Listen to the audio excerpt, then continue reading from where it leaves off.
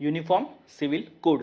तर आपण याच्यामध्ये काय करणार आहोत, युनिफॉर्म सिव्हिल कोड याचा अर्थ काय असेल, त्याचं एक कॉन्स्टिट्युशनल प्रोव्हिजन. मला वाटतं की कोणाला कॉन्स्टिट्यूशन जरी माहीत नसेल तरी ते ॲक्च्युली आर्टिकल 44 सगळ्यांना माहीत असतं. त्यानंतर आपण काय करणार आहोत की याची गरज कशी, हिस्टॉरिकल बॅकग्राऊंड काय याचं, गरज कशी निर्माण झाली याची, ॲक्च्युली काय काय असे हिस्टॉरिकल इव्हेंट्स होते त्याच्यामुळे uniform civil code actually evolve होत गेलं.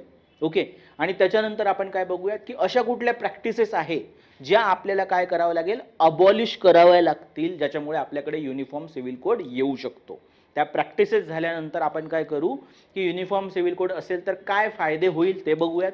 युनिफॉर्म सिव्हिल कोड व्हायला काय चॅलेंजेस आहे हे पण आपण बघू त्याच्यामध्ये. आणि त्यानंतर युनिफॉर्म सिव्हिल कोड मध्ये पण ॲक्च्युली माहिती आहे का की असं म्हणण्यात येतं की गोव्याला पण काय आहे, UCC आहे. तर मग त्याच्यामध्ये दोन अँगल आहेत की UCC आहे की नाही, तर तो पण मुद्दा आपण बघून असं आपलं टोटल ओव्हरऑल सेशन इथे असेल. ठीक आहे. आता बघा आर्टिकल 44 म्हणजे DPSP मध्ये काय दिलेलं आहे त्यांनी की स्टेट शॅल एंडेवर म्हणजे प्रयत्न करेल, provide for its citizen a uniform civil code throughout the territory of India. Territory of India म्हणजे स्टेट झाले, युनियन टेरिटरी झाली, अक्वायर टेरिटरी पण आल्या. ठीक आहे. तर यामध्ये आपल्याला काय पाहिजे, युनिफॉर्म सिव्हिल कोड पाहिजे, म्हणजे irrespective of the religion. Okay. Reason पण लक्षात घ्या. खूपदा काय होतं माहिती आहे का, डिस्कशनमध्ये रिलिजनच येतो UCCच्या कंटेक्स्टमध्ये. ओके. पण रिजन वाईज आणि मग रिलिजनमध्ये पण जे ॲक्च्युली सब ग्रुप्स असतात त्या वाईज पण ॲक्च्युली काय असतात, काही प्रॅक्टिसेस असतात. तर ह्या सगळ्या ज्या प्रॅक्टिसेस आहे त्याचं युनिफॉर्मिटी असली पाहिजे, किंवा मग ज्या प्रॅक्टिसेस डिस्क्रिमिनेटरी आहे त्या अबॉलिश झाल्या पाहिजे. तर अशा प्रकारचं ते स्वरूप असेल. काय म्हटलं मी, मोस्टली काय होतं की रिलिजियस प्रॅक्टिसेस चर्चेत असतात. नाही, रिजन वाईज पण आपल्याकडे काही प्रॅक्टिसेस आहेत आणि काही होत्या. आणि अजून पण ॲक्च्युली काय म्हणतात त्याला, ॲक्च्युली कम्युनिटी वाईज आपण म्हणू, रिलिजनचा जो ग्रुप असतो त्या वाईज पण लोकांना काय असतात, काही प्रॅक्टिसेस अलाव असतात किंवा कॉन्स्टिट्युशनली ते अलाव करण्यात आले, जसं ट्रायबल पण आहेत. तर ह्या सगळ्या प्रॅक्टिसेस याच्या कंटेक्स्टमध्ये चर्चेला यायला पाहिजे. ठीक आहे. 44 कशाचा भाग आहे, फंडामेंटल राईटचा भाग आहे की DPSPचा भाग आहे? DPSP जस्टिशेबल आहे की नॉन जस्टिशेबल आहे? आपल्या चर्चेसाठी महत्त्वाचं आहे. जस्टिशेबल आहे की नॉन जस्टिशेबल आहे?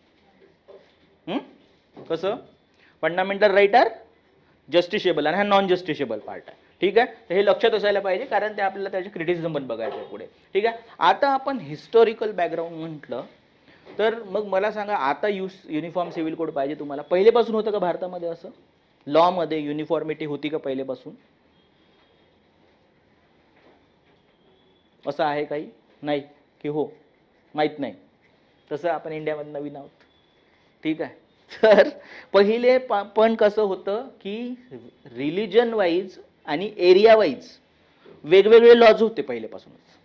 ठीक आहे. समजा आपण मेडिवल जरी म्हटलं, मध्ययुगीन, आता एन्शियंट पर्यंत नाही जात आहे मी म्हणजे जाऊ पण नाही शकत. मध्ययुगीन जरी तुम्ही बघितलं ना, तर हिंदू मुस्लिम वेगवेगळे लॉ होते. तर लॉचे दोन प्रकार असतात, क्रिमिनल आणि सिव्हिल. तर पहिले क्रिमिनल लॉज पण वेगळे होते. म्हणजे मुस्लिमांमध्ये जी प्रॅक्टिस आहे की जर काही तुम्ही समजा व्हायोलेशन केलं असेल तर तुम्हाला काय करावं लागेल, ॲक्च्युली त्याची पनिशमेंट म्हणून ॲम्प्युटेशन ऑफ आर्म्स करतात, म्हणजे हात तोडणे, पाय तोडणे. तर ही पण गोष्ट होती ॲक्च्युली खूप वर्षापर्यंत. तर क्रिमिनल लॉ पण वेगळे होते रिलिजननुसार आणि सिव्हिल लॉ पण वेगळे होते. ठीक आहे. लक्षात येता मुद्दा, हे पहिलेपासून असंच आहे. आणि एकाच रिलिजनमध्ये वेगवेगळे लॉ पण आहेत.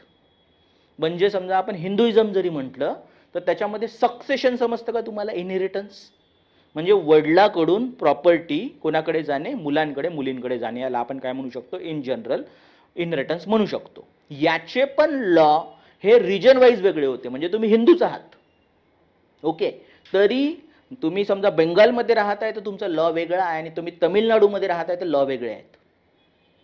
म्हणून असे सगळे लॉ पहिलेपासून वेगळेच आहेत. आता येणार कोण याच्यामध्ये एंट्री करायला आता, ओके, दॅट इज ब्रिटिशर्स येणार. आणि ब्रिटिशर्स मध्ये काय होणार की बघा, त्यांना लॉंग टर्म रूल करायचा आहे भारतामध्ये. ओके. म्हणजे आणि या सगळ्या लोकांवर ॲडमिनिस्ट्रेशन आणि इवन ज्युरिडिक्शन म्हणजे ज्युडिशियल पण ॲक्च्युली जे आहे सगळं कोण करणार, आता ब्रिटिशर्स करणार ना. मग त्यांना पाहिजे होतं त्याच्यामध्ये सोपं झालं पाहिजे, म्हणून त्यांनी म्हटलं की कोडिफिकेशन झालं पाहिजे. पहिली गोष्ट माहिती आहे का, त्यांचं हेच म्हणणं होतं की एकदम आपण मॉडर्न किंवा युनिफॉर्म असं शब्द बोलण्यापेक्षा त्यांना वाटायचं की आमचे ब्रिटिश लॉ आणायचे आणि इथेच लादायचे. बरोबर आहे ना, त्यांना ते सोपं गेलं असतं, सोपंच पाहिजे ना. पण आता काय झालं की कॉर्नवॉलिसच्या काळापासून ज्युडिशियल रिफॉर्म सुरू झाले असं आपण म्हणू शकतो. म्हणजे ज्युडिशरी सिस्टम पण आणला त्यांनी ब्रिटिशांनी, जो मॉडर्न तुम्ही सिस्टम बघत आहे.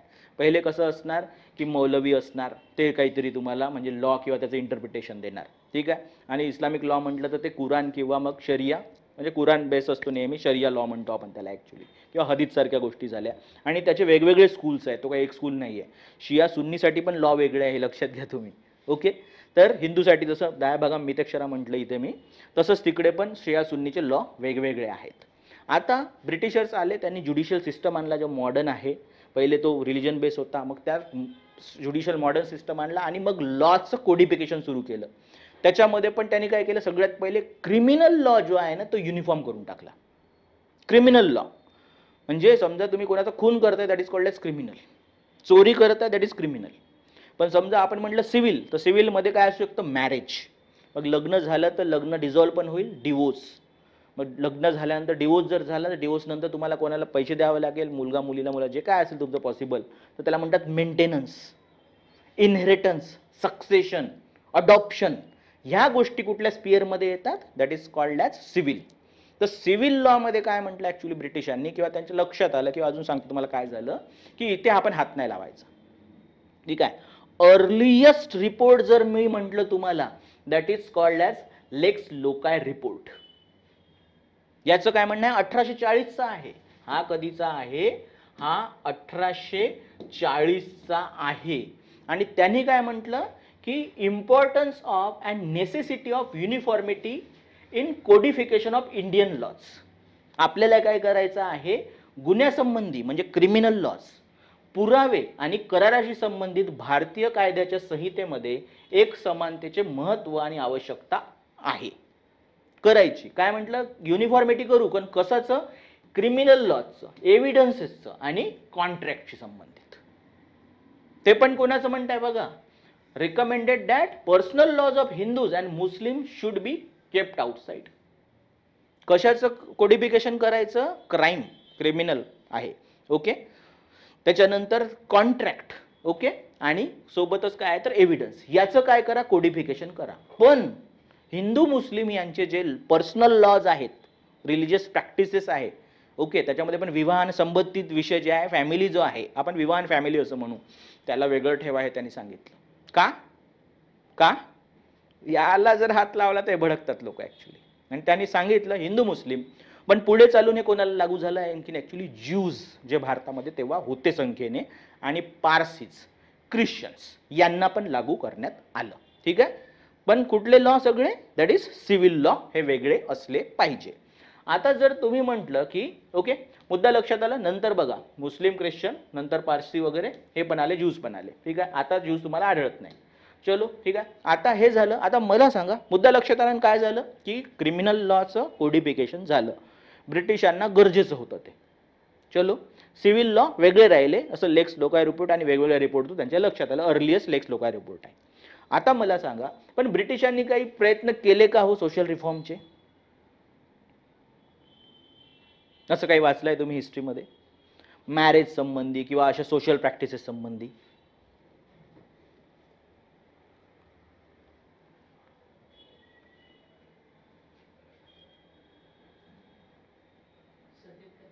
सती प्रथा कोण आहे याच्यामध्ये मेन रोल, इन्स्ट्रुमेंटल, राजा राम मोहन रॉय. वर्ष काय आहे सर, 1820. बेंटिंग होता तेव्हा, ओके. तर आणि बेंटिंगने पण याला सपोर्ट केलेला आहे. 1829ला सती प्रथा काय झाली, अबॉलिश झाली पाहिजे असे प्रयत्न झाले. अजून काय सर, 1856ला पण आला मित्रांनो एक गोष्ट, काय होती ते आहे एक रिफॉर्म महत्वाचा, विडो रिमॅरेज ऍक्ट आला भारतामध्ये.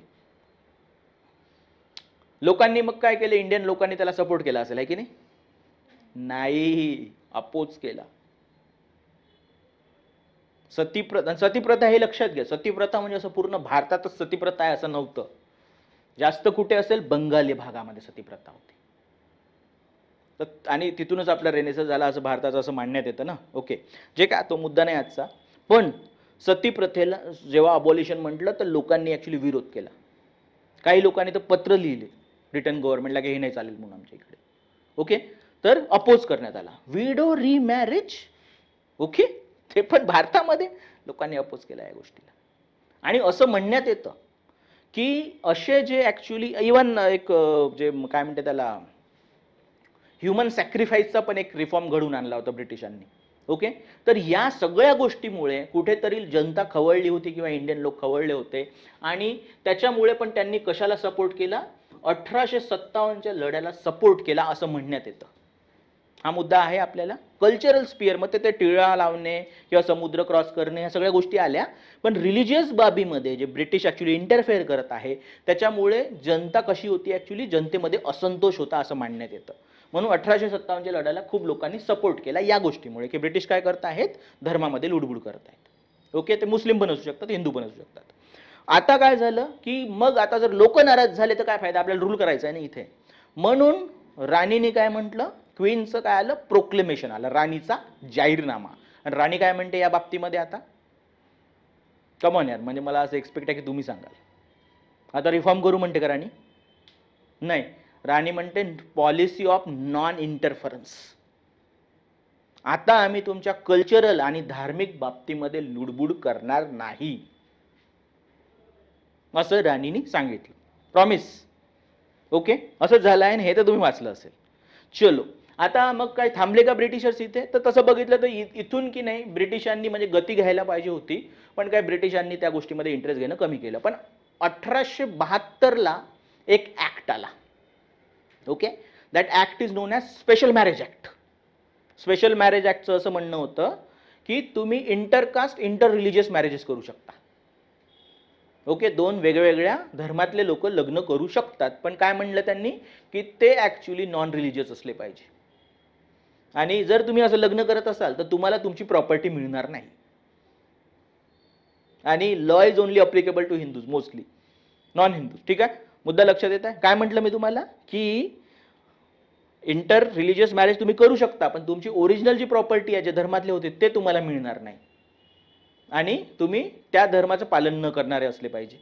मग कोण करणार आहे बघा ना, म्हणजे एक भीती झाली ना ॲक्च्युली लग्न करण्याच्या मागे पण. आणि त्याच्यामुळे तो 1872चा जो लॉ होता स्पेशल मॅरेज ॲक्ट तो इनइफेक्टिव्ह झाला. आता पण भारतात स्पेशल मॅरेज ॲक्ट आहे, that is 1954. It is part of UCC, लक्षात ठेवा. म्हणजे केलं ब्रिटिशांनी पण ते इनइफेक्टिव्हच ठरलं. इवन एज ऑफ कन्सेंट 1892 मध्ये पण त्यांनी ॲक्च्युली इंटरेस्ट घेतला, पण ते जास्तीत जास्त डिस्कशन झालं आहे बिटवीन इंडियन्स. इवन मग एक सारडा ॲक्ट पण आला. माहिती आहे का तुम्हाला शारदा किंवा सारडा ॲक्ट काय आहे? पॉलिसी नॉन इंटरफरन्सची आहे बरं. 1929चा ॲक्ट आहे. सांगा मला काय ठरवण्यात आलं? दॅट इज मुला मुलीचं लग्नाचं वय ठरवण्यात आलं. किती? 14 आणि 18. बरोबर आहे ना? आठवत आहे का? हो. बघा, जेव्हा आठवते कमीत कमी, हा स्माईल तर करा कमीत कमी, आहे की नाही? स्माईल करते बाळा. ओके, पेन आता आहे काय तुझ्या? मिंट वगैरे आहे पेनात? नाही, ठेव ना मग खाली. ओके, हां. तर अशा प्रकारे काय झालं की ब्रिटिशांनी काही गोष्टी केलेल्या आहेत. ओके, पण ओव्हरऑल रिफॉर्म नाही केले. आता पण policy of non interference establish झालेली आहे. त्याच्यामुळे सिव्हिल कोडला म्हणजे सिव्हिल लॉजला, पर्सनल लॉजला कोणी पण हात नाही लावत आहे. पर्सनल लॉ म्हणजे तुमच्या कम्युनिटीनुसार, धर्मानुसार, रिजननुसार तुम्हाला काय असेल, सूट असेल. ठीक आहे, त्याला आपण पर्सनल लॉ असं म्हणतो. नंतर पर्सनल लॉ बोर्ड येते, म्हणजे ते इन्स्टिट्यूशनलाइज केलं जातं त्याला. ठीक आहे, याच कंटेक्स्टमध्ये जर बघितलं तर मुस्लिमांमध्ये पण वेगवेगळे लॉ होते, सुन्नी, शिया, आणि त्याच्यामध्ये पण वेगवेगळे स्कूल. तर त्याला इन्स्टिट्यूशनलाइज करण्यासाठी ब्रिटिशांनी 1937 मध्ये शरिया ॲक्ट आणला. 37 मध्ये शरिया ॲक्ट. तिथे पण युनिफॉर्मिटी नाही आहे, हे लक्षात ठेवा. ठीक आहे, पण ते काय झालं, शेवटी पर्सनल लॉचं कोडिफिकेशन झालं. ओके, आता या कंटेक्स्टमध्ये काय होतं माहिती आहे का मग, की 1937ला एक डिस्कशन सुरू झालं मुंबई प्रांतामध्ये, आणि त्याला म्हणतात देशमुख बिल. काय म्हणतात त्याला? देशमुख बिल असं म्हणतात. आणि देशमुख बिलचा ॲक्च्युली चर्चा होती, आणि प्रांत मुंबई आहे, आणि या विधिमंडळामध्ये ते प्रेझेंट केलं देशमुख या व्यक्तीने, म्हणून त्याला देशमुख बिल म्हणतात. तसं त्या बिलचं नाव काय आहे? Hindu women's right to property act of 1937. की हिंदू वुमनला पण काय मिळाले पाहिजे? राईट टू प्रॉपर्टी असलं पाहिजे, विडोला पर्टिक्युलरली जर आपण म्हटलं तर. ठीक आहे, याच्या आधी काय होतं आपल्या इकडे की वेगवेगळे म्हणजे लॉज होते रिगार्डिंग इनहेरिटन्स सांगितलं मी तुम्हाला. Okay, inheritance. तर त्याच्यामध्ये काय होतं की आपल्याकडे दोन स्कूल होते, दायभागा आणि मिताक्षरा. हे शब्द लक्षात घ्या थोडेसे.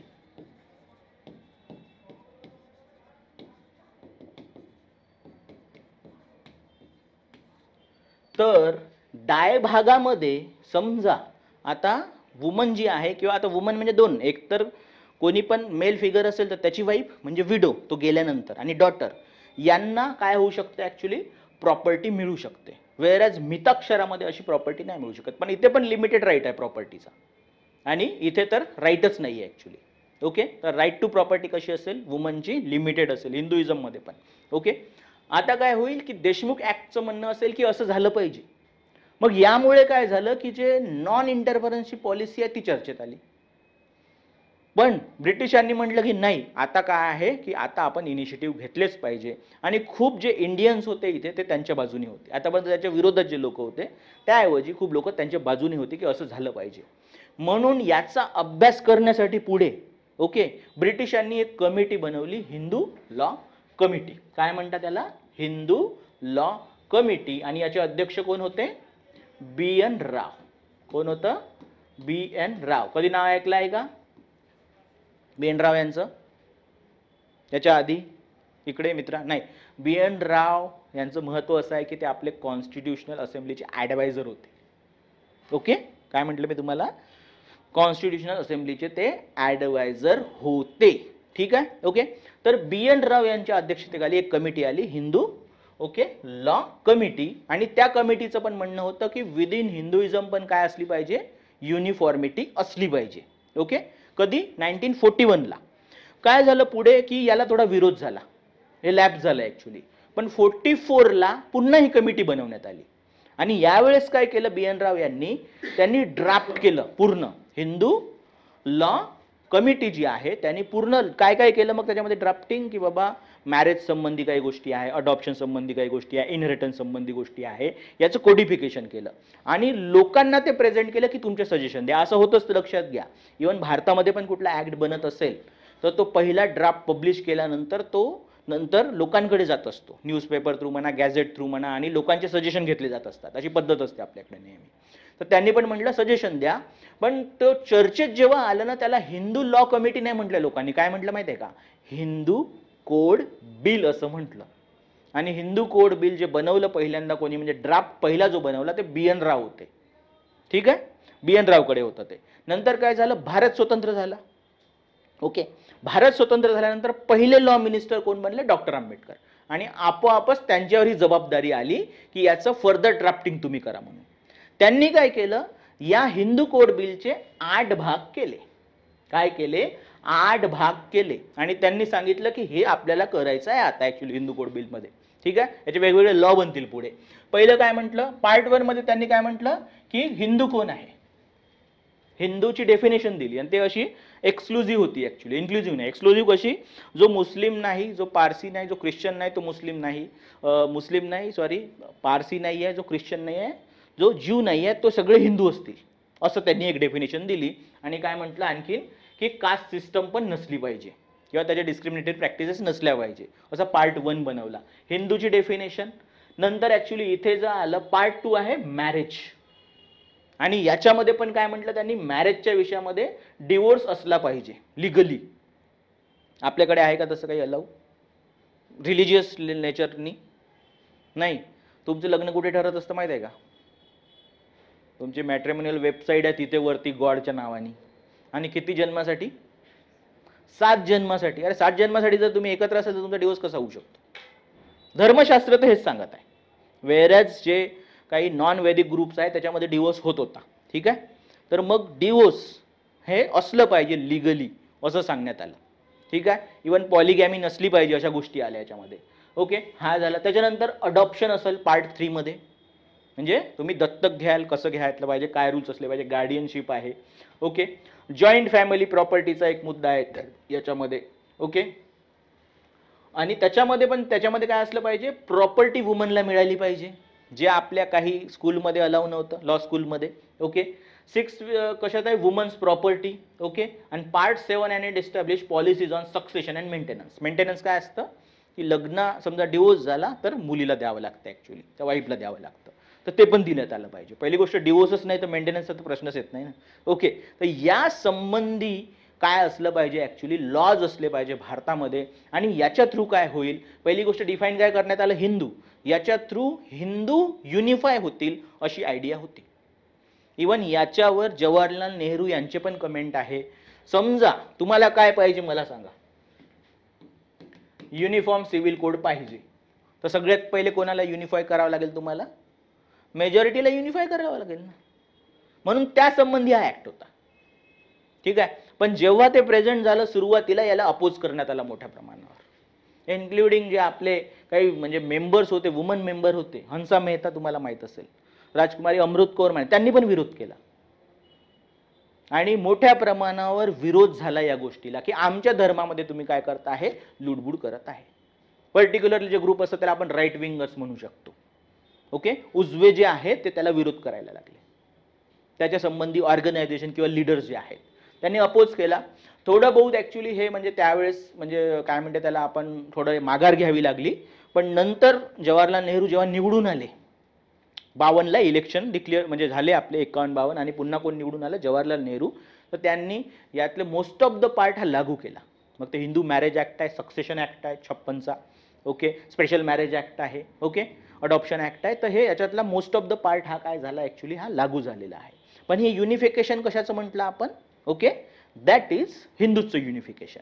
तर हिंदू कोड बिल जर असेल तर पुढे युनिफॉर्म सिव्हिल कोड येऊ शकतो, अशी आयडिया होती. ठीक आहे. हिंदूज युनिफाय नाही तर आपण बाकी कम्युनिटीजला कसं सोबत घ्यायचं. आता काय आलं की मग ड्राफ्ट कॉन्स्टिट्यूशनमध्ये पण ड्राफ्ट आर्टिकल काय UCCचं 44. तर ड्राफ्ट कॉन्स्टिट्यूशन जे होतं त्याच्यामध्ये होतं आर्टिकल 35. काय होतं हे, आर्टिकल 35 असं होतं. पण नंतर जेव्हा DPSP बनल्या त्याच्यामध्ये तर मग ते 44ला गेलं. मुद्दा समजला काय म्हटलं मी, असा प्रश्न आलाय बरं MPSCला, तर तुम्हाला ते समजलं पाहिजे. आता काय झालं की हा मुद्दा आला बाबा आता. ठीक आहे. आता समजा स्वतंत्र भारतामध्ये आपण म्हणू हे 4 ॲक्ट आले. पहिले स्पेशल मॅरेज ॲक्ट, अडॉप्शनचा ॲक्ट आला, सक्सेशन ॲक्ट आला, हिंदू मॅरेज ॲक्ट पण आला. ठीक आहे. तर आता हे जर झालं असेल तर अशा वेळेस आता आपल्याला बघावं लागेल की आपल्याला कुठल्या प्रॅक्टिसेस ज्या आहेत त्या अबॉलिश कराव्या लागतील युनिफॉर्म सिव्हिल कोड आणण्यासाठी. आणायचं का युनिफॉर्म सिव्हिल कोड, काय केलं पाहिजे मग,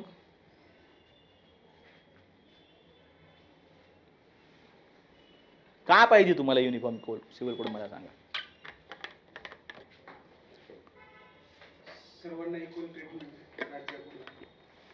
नाही आहे, पण ते त्यांच्या लॉ नुसार आहे. कुठलं आहे, काय असं आहे, प्रोव्हिजन आहेत का काही, असे काही प्रॅक्टिसेस आहे का तुला वाटते नसले पाहिजे म्हणून. आता जसे मॅरेजेस ॲक्ट की मुस्लिमांना किती पण लग्न करायचं, किती पण नाही रे बाबा, 4 असं आहे ॲक्च्युली, किती पण असं नाही आहे. ओके, बरं हे किती पण लग्न मुस्लिमांनी नाही केले पाहिजे, हिंदूंनी पण नाही केले पाहिजे ना, नाही ट्रायबलनी पण नाही केले पाहिजे, बरोबर आहे ना.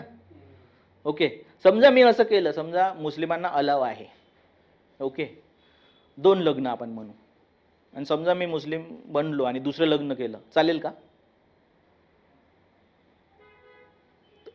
ऑनेस्ट ओपिनियन द्यायचं आहे, चालेल का तुम्हाला, नाही चालणार. ठीक आहे, मी मान्य करतो, बरोबर आहे त्याचं म्हणणं. ॲक्च्युली तुम्ही काय घाबरता मला माहित नाही ॲक्च्युली. ओके, काही घाबरायचं नाही, तुम्ही काय घाबरणारे ऑफिसर बनणार आहे का ॲक्च्युली, मला असं वाटतं कधी कधी. चलो, आता मुद्दा काय आहे की असं काय काय आहे, जसं याने काय म्हटलं, पॉलिगॅमी नसली पाहिजे, बरोबर आहे ना. अजून काय काय नसलं पाहिजे तुमच्या मते. ओके, बदलले नाही म्हणता तुम्ही अजून पण, अजून काय आहे, एवढंच एकच मुद्दा आठवला, पॉलिगॅमी फक्त. डिवोर्सचं काय, 3 तलाक अबॉलिश झालं ना मित्रा, झालं की नाही. पण तुझा मुद्दा आपण एक लक्षात घेऊ की आधी काय होतं, 3 तलाक, ट्रिपल तलाक ज्याला म्हणतात. तर असं असतं की आपल्या इकडे मॉडर्न लॉ काय म्हणतो माहिती आहे का, समजा दुसऱ्याने समजा डिवोर्स घ्यायचा आहे, पहिले तुम्हाला ते फाईल करावं लागेल, कारण सांगावं लागेल, काही कारणं आहेत त्याच्यामध्ये तुमचं कारण बसलं पाहिजे. फक्त मला असं वाटत आहे की सर माझं पटत नाही आहे, ओके, मला विशच नाही केलं बायकोनी किंवा नवऱ्याने, जे काय असेल रिस्पेक्टिव्ह, म्हणून आमचं अंडरस्टँडिंग नाही म्हणून आम्ही डिवोर्स घेतो, असं जमत नाही. तुम्हाला ते कारणामध्ये बसलं पाहिजे लॉनुसार. आणि एकदा फाईल केल्यानंतर तुम्हाला वेळ दिला जातो, एवढा वेळ तुम्ही विचार करा. तुम्हाला कोर्ट हे पण सांगतं की तुम्ही पुन्हा एकत्र राहा काही दिवस, नाही पटलं तर सांगा. आणि असा कालावधी असतो 1 वर्षाचा, आणि त्याच्यानंतर तुम्हाला डिवोर्स मिळू शकतो, ते पण गॅरंटी घेत नाही. एक वेगळी गोष्ट आपल्याकडे आणखीन अशी आहे माहिती आहे का, की एकदा तुम्ही डिवोर्स फाईल केल्यानंतर लॉयर तर म्हणतो आता तर भेटलाच पाहिजे यांना, ॲक्च्युली लॉयरचं कामच आहे ना ॲक्च्युली, तर ते भेटतोच मग तुम्हाला. पण 1 वर्ष लागतो मित्रा. मी मिनिमम म्हणजे लॉनुसार काय सांगितलं तुम्हाला, मग ते फाईल करणे शेवटपर्यंत होणे त्याला वेळ लागतो. पण असं जर मी म्हटलं, बघा आता याच्यात लोक काय करायचे, ट्रिपल तलाक अशी आहे, त्याला म्हणतात तलाके बिद्दत. इस्लाममध्ये पण डिवोर्सचे 8 प्रकार आहे, आणि हा जो प्रकार बॅन झालाय त्याला म्हणतात तलाके बिद्दत. 3 वेळा जर तुम्ही म्हटलं वाईफला, आणि याच्यामध्ये आणखीन असं असतं आपल्या याच्यामध्ये दुसरा जो मॉडर्न लॉ आहे डिवोर्सचा, की तुम्हाला 1 वर्षाचा टाइम, पण दोघांचं म्युच्युअल कन्सेंट असतो त्याच्यामध्ये. इथे युनिलॅटरल असतो. आता इथे कसं होतं की जर तुम्ही 3 वेळा जरी म्हटलं तलाक तलाक तलाक, तुमचं मॅरेज डिझॉल्व्ह झालं, त्या म्हणता क्षणीच झालं. आणि त्याच्यामध्ये लोकांनी सायन्स अँड टेक्नॉलॉजी पण आणली. व्हॉट्सअपवर मेसेज टाकतात लोक, स्कायपी नावाचं एक ॲप असतं, व्हिडिओ कॉलिंग असतं त्याच्यामध्ये सांगतात तलाक तलाक म्हणून, फोनवर सांगतात तलाक तलाक म्हणून. तर ते कसं आहे, प्रॉब्लेम काय मग बघा, डिवोर्स तर तसं हिंदू पण घेत आहे, हे लोक पण घेत आहे, प्रॉब्लेम काय तुमचा? अरे मग डिवोर्स इकडे पण होत आहे मित्रा, हिंदू डिवोर्स घेत आहे की नाही, ख्रिश्चन पण घेत आहे, पारसी पण घेत आहे, जगाच्या दुसऱ्या पण पाठीवर घेत आहे. मग इथे काय प्रॉब्लेम आहे? मत नसतं. प्रॉब्लेम काय आहे, वेगळे वेगळे प्रॉब्लेम आहे. पहिला प्रॉब्लेम काय आहे, म्युच्युअल नाही आहे, युनिलॅटरल आहे. समजलं ना प्रॉब्लेम काय आहे? समज, फक्त मुस्लिमांना नसलं पाहिजे असं नाही म्हणायचं. प्रॉब्लेम आहे का, युनिलॅटरल आहे. दुसरा प्रॉब्लेम काय आहे याच्यासोबत आणखीन, इट इज इन्स्टंट, ते सगळीकडेच असतं. दुसरा प्रॉब्लेम आहे इट इज इन्स्टंट. इथे 1 वर्षाचा कालावधी आहे लॉनुसार, इथे कसं आहे इन्स्टंट संपलं. आणि इट इज ते युनिलॅटरल असल्यामुळे डिरोगेटरी किंवा डिस्क्रिमिनेटरी फॉर वुमन.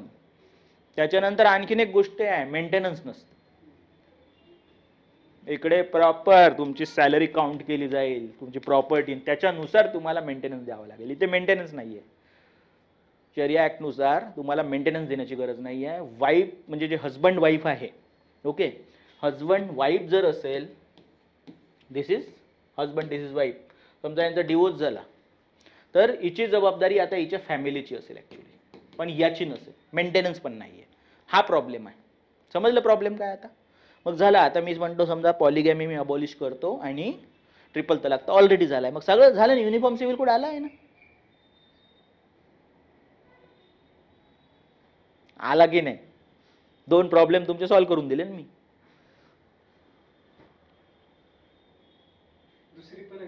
काय आहे मला सांग, ख्रिश्चनांचा कुठला इश्यू आहे याच्यामध्ये, सांग मला.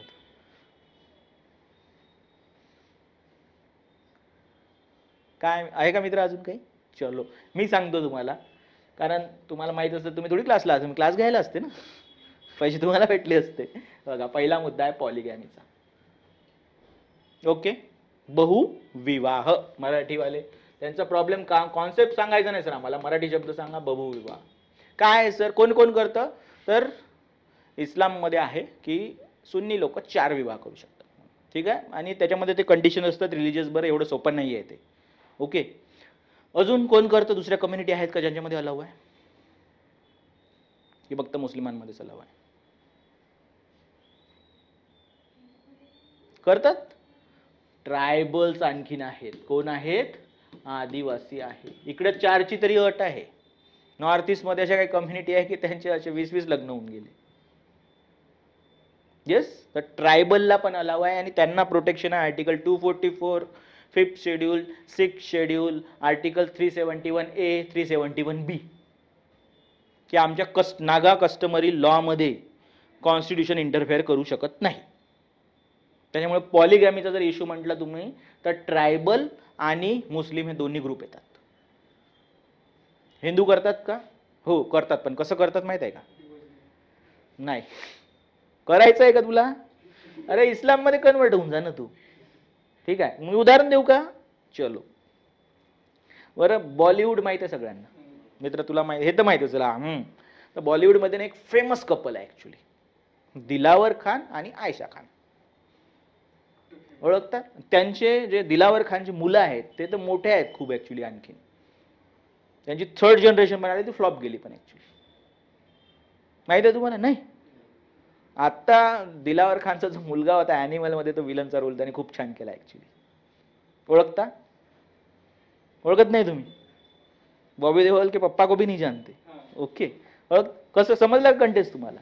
धर्मेंद्रचं पहिलेच लग्न झालं होतं, त्याला दुसरं करायचं होतं. कोणासोबत? ड्रीम गर्ल सोबत. साहेबांनी म्हटलं रे यार, कॉन्स्टिट्युशनल प्रोव्हिजन अवेलेबल आहे आपल्यासाठी. कन्वर्ट झाला Dharmendra to Deol to Dilawar Khan, Hema Malini to Ayesha Khan, आणि त्यांनी लग्न केलेलं आहे. काय समजलं? मिसयूज पण होऊ शकतो. आता ते डिपेंड, मी मिसयूज म्हणताय पण धर्मेंद्र थोडी म्हणताय, यूज म्हणताय तो ऍक्च्युली. आणि असे काही कमी उदाहरणं नाही आपल्याकडे. इवन हिंदू मॅरेज ऍक्टनी काय म्हटलं की तुम्ही नाही करू शकत, बायोगॅमी नाही करू शकत. पण त्याच्यामध्ये एक अशी अट टाकण्यात आली, 1955 ची गोष्ट चालू आहे इथे, की तुमच्या विरुद्ध जर हजबंड वाईफ आहे तर तुमच्या विरुद्ध कोणी कंप्लेंट केली पाहिजे? हजबंडच्या विरुद्ध वाईफनी कंप्लेंट केली पाहिजे. 55 मध्ये वाईफला लॉ माहित नाही, पहिली गोष्ट.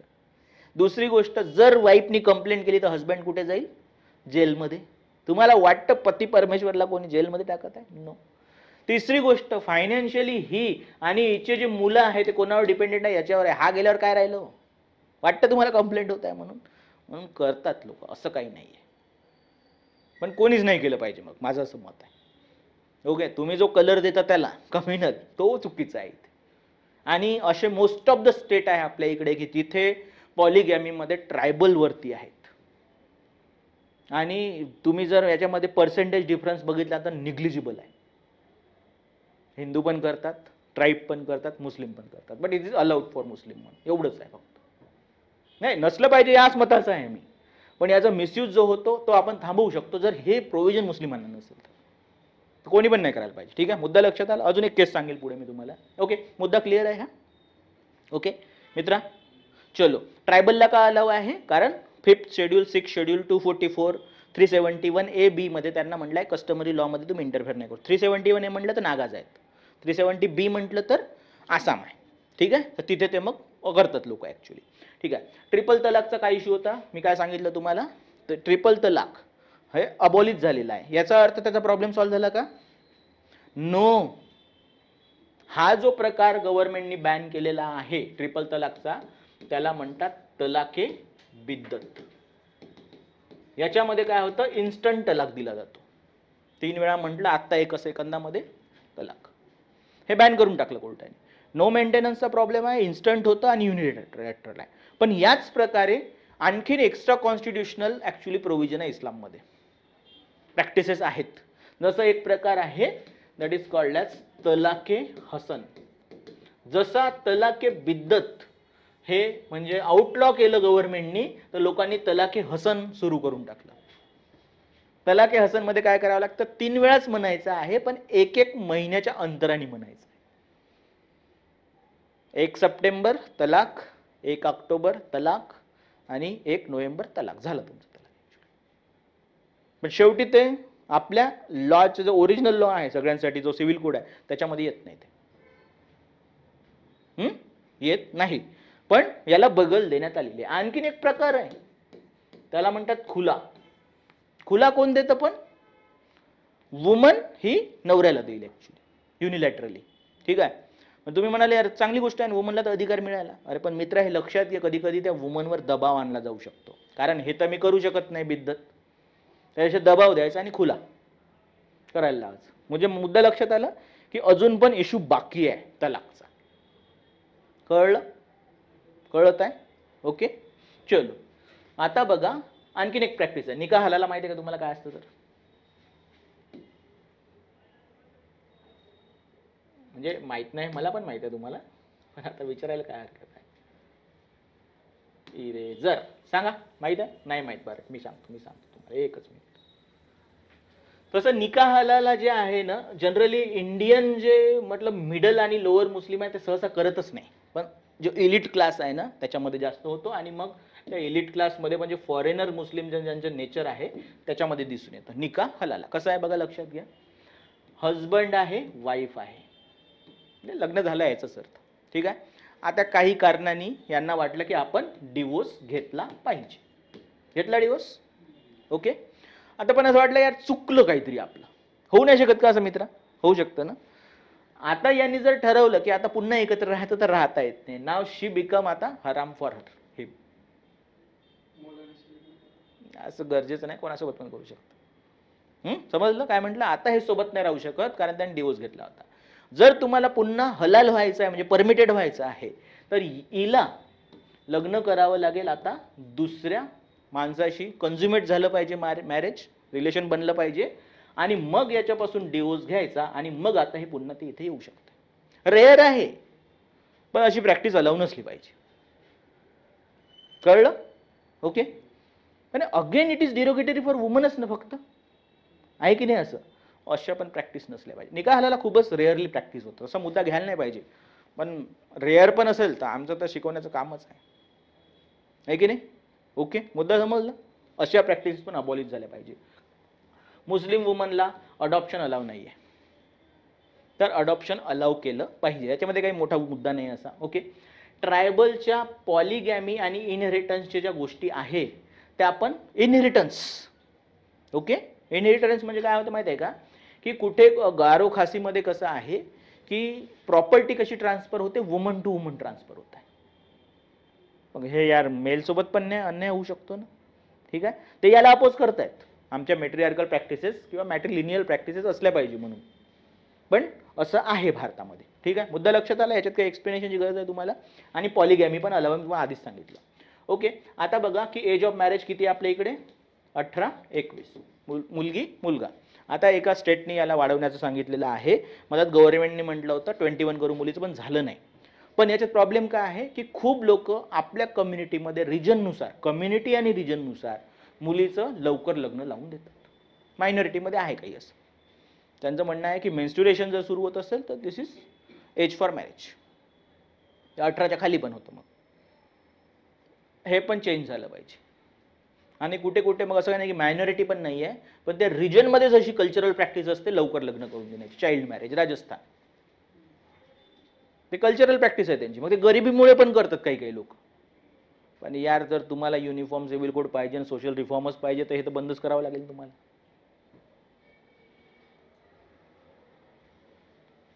आला मुद्दा लक्षात? बरोबर आहे. तर ज्या मायनॉरिटीला काही एक्सेप्शन देण्यात आलेले आहे एज ऑफ मॅरेजमध्ये ते पण नसलं पाहिजे आणि रिजन वाईज पण प्रॅक्टिस नसल्या पाहिजे. ओके. एक छोटा मुद्दा आहे की जे ख्रिश्चनिटी आहे ना, ख्रिश्चनिटीमध्ये जर तुम्हाला डिवोर्स घ्यायचा असेल तर त्यांचा वेटिंग पिरियड किती आहे माहिती आहे का? 2 वर्ष आहे. आणि बाकी लोकांसाठी किती आहे? 1च वर्ष आहे. तर तो यार खूपच जास्त झाला 2, तर 1 झाला पाहिजे. त्यांना पण युनिफॉर्मिटी द्या. चलो, छोटा मुद्दा आहे आपल्यासाठी. चलो. ओके. अजून खाप पंचायतचं पण सांगितलं होतं मी तुम्हाला. UCC मध्ये येऊ शकतं हे. लॉ कोण बनवतं मित्रांनो आपल्या इकडे? कुठल्या कुठल्या अथॉरिटी लॉ बनवू शकतात according to in India? According to constitution. Parliament बनवू शकतं, स्टेट लेजिस्लेचर बनवू शकतं, इवन ऑर्डनन्स येऊ शकतात प्रेसिडेंट गव्हर्नरतर्फे. ते पुन्हा विधिमंडळामध्ये आणि आपलं त्याला काय म्हणतात प्रेसिडेंटकडे पार्लिमेंटकडेच जातात. आणि त्याचप्रमाणे काही लॉ डिक्लेअर केले जाऊ शकतात ज्युडिशरीकडून. बरोबर आहे? संपलं. हे सोडून कोणालाच पॉवर नसली पाहिजे. जर खाप पंचायत आपले लॉ बनत असतील आणि सहसा खाप पंचायत काय करतं मग की जे ट्रॅडिशनल नॉर्म्स असतात तेच काय करतं, त्याचंच प्रपोगेशन करत असतं. कमी वयात लग्न करा, कास्टमध्येच लग्न करा, या गोत्रातच करा आणि त्या गोत्रात करा. ओके. तर या प्रकारे काय होतं की जर वेगवेगळे खाप पंचायत वेगवेगळे निर्णय देईल तर कुठे युनिफॉर्मिटी येणार आहे? आणि त्याच्यामध्ये खूप लॉ जे आहे ते जेंडरच्याच विरुद्ध असतात, कास्टच्या विरुद्ध असतात, ट्रॅडिशनल नोशनला सपोर्ट करतात. त्यांना ती पॉवर नसली पाहिजे. पर्सनल लॉज बोर्ड नसेल तर हे पण नसलं पाहिजे. ठीक आहे. चलो. आता प्रॅक्टिस ऑफ डावरी इन इस्लाम. कसं आता तुम्हाला खरं मध्ये सांगतो की ज्या पण लॉ स्कूल आहे इस्लाममध्ये त्याच्यामध्ये डावरी अलाव नाही आहे. उलट त्याच्यामध्ये काय असतं? मेहर असतं.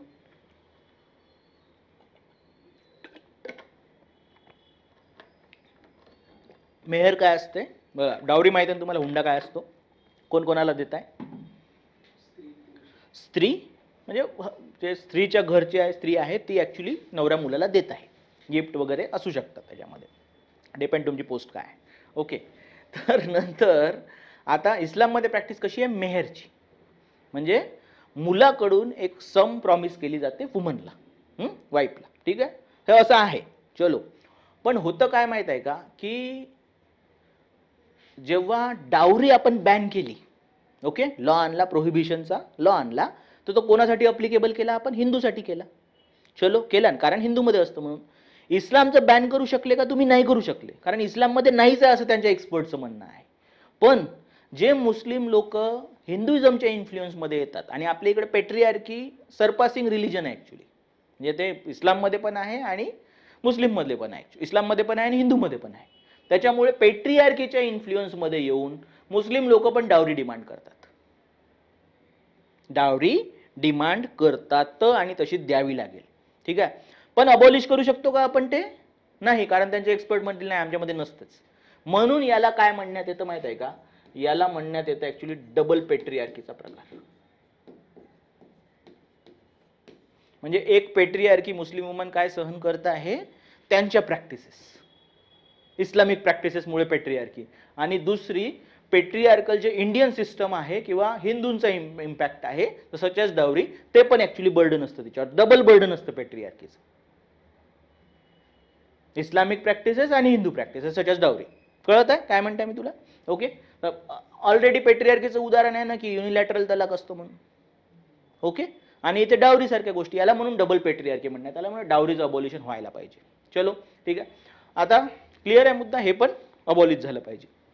अजून काय आहे सर, मला सांगा यार, हे लिव्ह इन रिलेशनशिप जी प्रॅक्टिस आहे ती कुठे वेस्टर्न वर्ल्डमध्ये आली अस्तित्वामध्ये आणि भारतात आली, असं आहे ना, की भारतातही आहे काही असं काही, म्हणजे वेस्टर्न इन्फ्लुएन्स सोडून पण काही होतं का असं भारतात?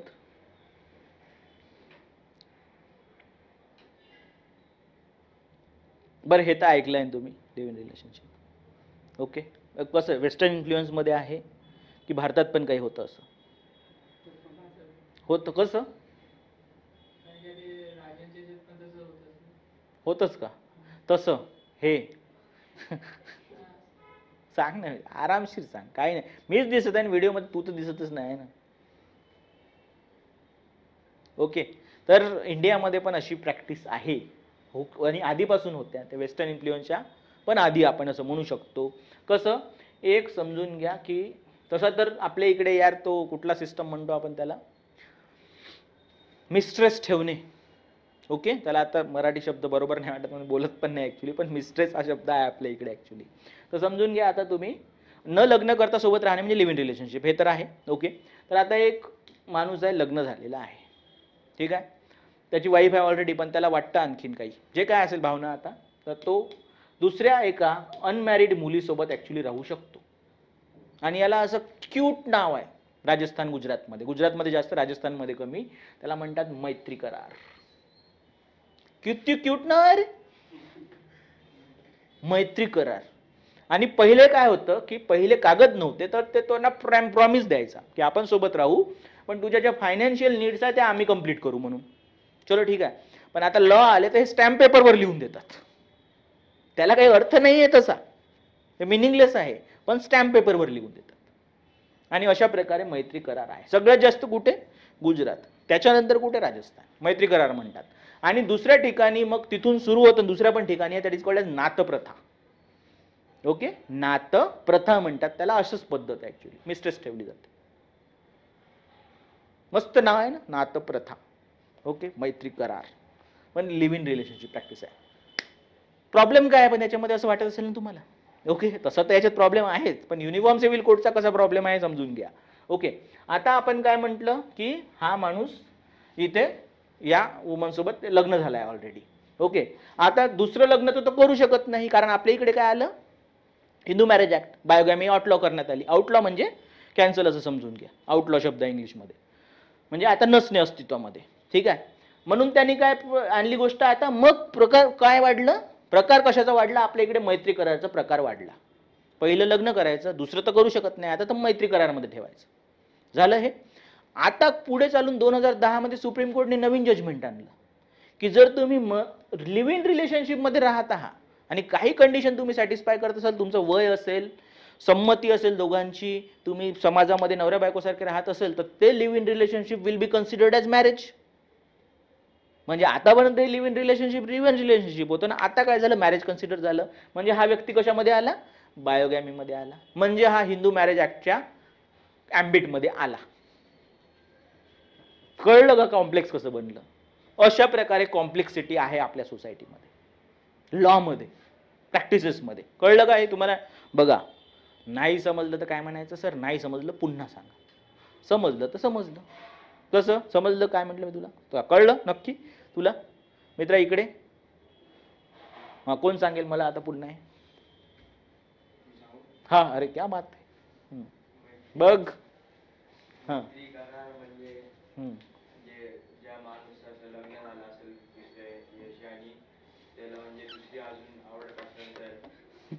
बरोबर आहे ना, आवडल्याशिवाय कुठे राहणार आहे.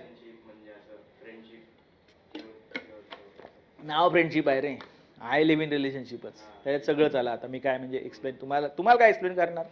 2-4 अटेम्प्ट नंतर तुम्ही म्हणाल हे काय sir leave in relationship actually. Okay हां बरोबर आहे, ठेवू शकतं. पण प्रॉब्लेम काय निर्माण झाला आता याच्यामध्ये?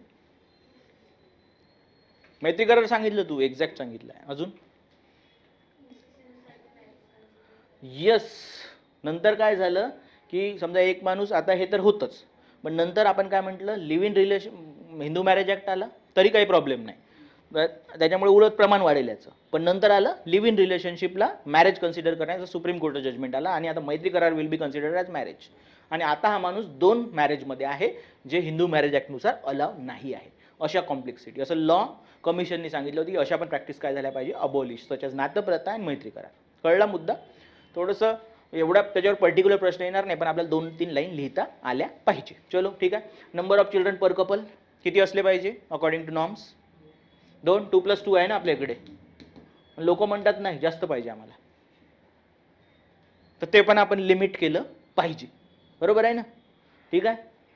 तर याच्यासाठी की नाही एक रवी किशन नावाचा ॲक्टर आहे. कुठली पॉलिटिकल पार्टी नको सांगू, मला माहीत आहे. ठीक आहे, हां ठीक आहे, माहीत आहे सगळ्यांना पार्टी. रवी किशन म्हणतो की पॉप्युलेशन कंट्रोल बिल मी आणतो, आणि रवी किशनला किती मुलं आहे? 4. कळलं मुद्दा? ओके, आलं लक्षात कसं आहे तर लोक ॲक्च्युली. त्याच्यानंतर LGBTQ राईट्स पण येतात या ॲम्बिडमध्ये UCCच्या. कशा लक्षात घ्या.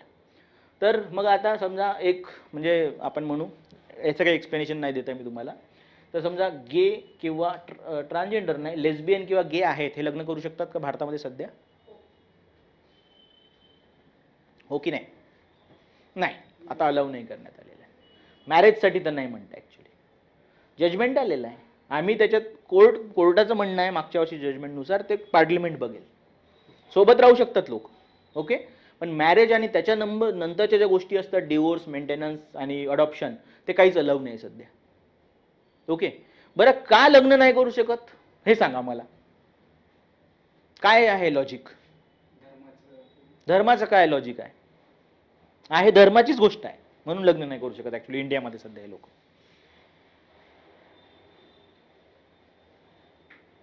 Same sex marriage are not allowed in India due to religion. कारण काय पर्टिक्युलरली? कारण प्रत्येक रिलिजनची एक व्याख्या आहे विवाहाची. काय व्याख्या आहे? की मॅरेज कसं होईल बिटवीन मॅन अँड वुमन. समजलं काय म्हणताय मी तुम्हाला? त्याच्यामुळे मॅन अँड वुमन, आणि त्याच्यानुसारच आपले मग मॅरेज ॲक्ट पण आले, पर्सनल लॉ आला, मॅरेज ॲक्ट पण आला. त्याच्यामुळे हे कुठलंच लग्न समजा झालं तर त्या डेफिनेशनमध्ये येत नाही, म्हणून लॉच्या ॲम्बिटमध्ये येत नाही, म्हणून अलाव नाही आहे. समजलं काय म्हटलं मी तुम्हाला? की मॅन अँड वुमन, ख्रिश्चनिटीमध्ये म्हणणं आहे की मॅन अँड वुमनचं युनियन असतं ते. हिंदुइझममध्ये पण सांगितलं मॅन अँड वुमन मधलं रिलेशन असेल. इस्लाममध्ये मॅन अँड वुमनचा कॉन्ट्रॅक्ट आहे हा. इस्लाम आणि हिंदुइझममध्ये फरक आहे मॅरेजमध्ये, लक्षात घ्या. In Islam it is contract, म्हणून डिवोर्स होऊ शकतो. It is sacred in Hinduism आणि डिसाइडेड बाय गॉड, म्हणून डिवोर्स होऊ शकत नाही. 2 डिफरन्स झाले, सेक्रेड आणि सोशल कॉन्ट्रॅक्ट. डिवोर्स नाही. तिसरा डिफरन्स काय? मेहर आणि डावरीचा. कळलं मी काय म्हटलं तुम्हाला? असं आला क्वेश्चन तर उद्या काय सांगणार आपण? तर त्याच्यामुळे प्रत्येक धर्म काय म्हणतो की त्याच्यानुसारच लॉ बनले आपले. धर्म म्हणतो की मॅन अँड वुमन मध्येच विवाह होईल, त्याच्यानुसार मग तसंच डिफाईन कोणी केलं, लॉने पण डिफाईन केलं, आणि त्या लॉच्या डेफिनेशनमध्ये गे किंवा जे ॲक्च्युली लेस्बियन आहे त्यांचं मॅरेज बसत नाहीये. म्हणून तो जो लॉ आहे, कमीत कमी स्पेशल मॅरेज ॲक्ट, त्याच्यामध्ये तुम्ही काय करा, अमेंडमेंट करा आणि हे बसवून घ्या, असं काही लोकांची डिमांड आहे. कळत आहे काय म्हणताय मी तुम्हाला? हे पण UCCच्या ॲम्बिटमध्ये येतं. क्लिअर आहे का मुद्दा आपला? येस. तर हे सगळे जर गोष्टी तुम्ही केल्या किंवा यापैकी जास्तीत जास्त तुम्ही गोष्टी करू शकले तर काय आला भारतामध्ये, युनिफॉर्म सिव्हिल कोड आला आहे असं मी म्हणू शकतो. पटलं का?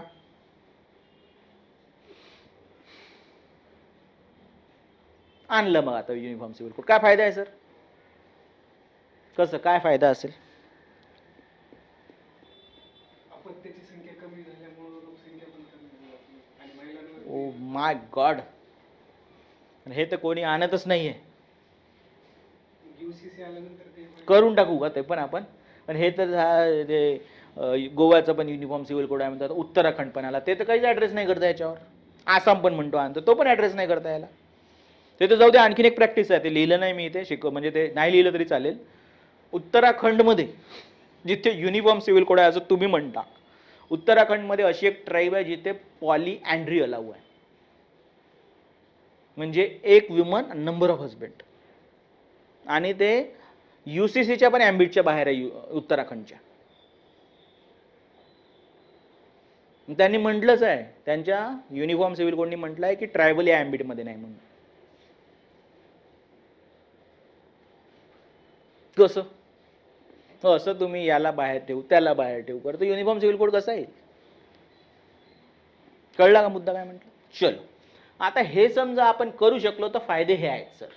जेंडर जस्टिस असेल, लैंगिक न्याय असेल, सोशल रिफॉर्म, एक एक 1 बाय 1 करून. पहिला काय आहे? जेंडर जस्टिस, लैंगिक न्याय असेल ना. कसं माहित आहे का, तुम्ही मोस्ट ऑफ द प्रॅक्टिसेस पकडले मित्रांनो, लक्षात घ्या. Polygamy against woman, triple talaq against woman, nikah halala against woman, adoption against woman. इथे थोडंसं नाही येत मुद्दा. एज ऑफ मॅरेज, इथे जास्तीत जास्त त्रास जो असतो, बर्डन असतो, अगेन्स्ट वुमनच आहे ॲक्च्युली. ओके, अजून काय आहे? ओके, लॉंग वेटिंग पिरियड दोघांसाठी आहे. खाप पंचायतचा पण प्रॉब्लेम जास्तीत जास्त वुमनचाच, म्हणजे वुमनलाच होतो. Dowry in Islam against woman, मैत्री करार पुन्हा या अनमॅरिड वुमनचंच ॲक्च्युली काय आहे तर एक्सप्लॉयटेशन आहे. LGBTQ राईट्स, याच्यामध्ये आता जेंडरचा तिसरा अँगल आला, सेम सेक्स, वुमन नाही सेम सेक्स, तर पुन्हा इथे पण त्यांना जेंडर जस्टिस मिळू शकतं. अशा प्रकारे most of the practices are against woman. जर ह्या प्रॅक्टिस अबॉलिश झाला तर काय मिळेल? लैंगिक न्याय मिळू शकतो. कळला मुद्दा? बरोबर आहे. चलो, आणखीन काय आहे सर? ह्या प्रॅक्टिसेस म्हणजे सामाजिक कुप्रथा आहेत सगळ्या. काय आहेत? सामाजिक कुप्रथा आहेत. ह्या अबॉलिश करणे म्हणजे काय झालं सर? सोशल रिफॉर्म झालेला आहे, सामाजिक सुधारणा आहे. पटत आहे? चलो, नाही हो म्हणायचं काही नाही, ते कधी वाटलं नाही म्हणा, काही प्रॉब्लेम नाही, पण हो तरी म्हणा. चलो, नॅशनल इंटिग्रेशन होईल का? हो सर, कारण लोक कम्युनिटीमध्ये आणि काय म्हणते त्याला बाकी रिजनमध्ये डिवायडेड असतात, आणि त्यांना तेव्हा तुम्ही जेव्हा स्पेशल प्रिव्हिलेज किंवा स्पेशल ट्रीटमेंट देतात तर त्यांच्यासाठी वेगवेगळे प्लॅटफॉर्म निर्माण होतात.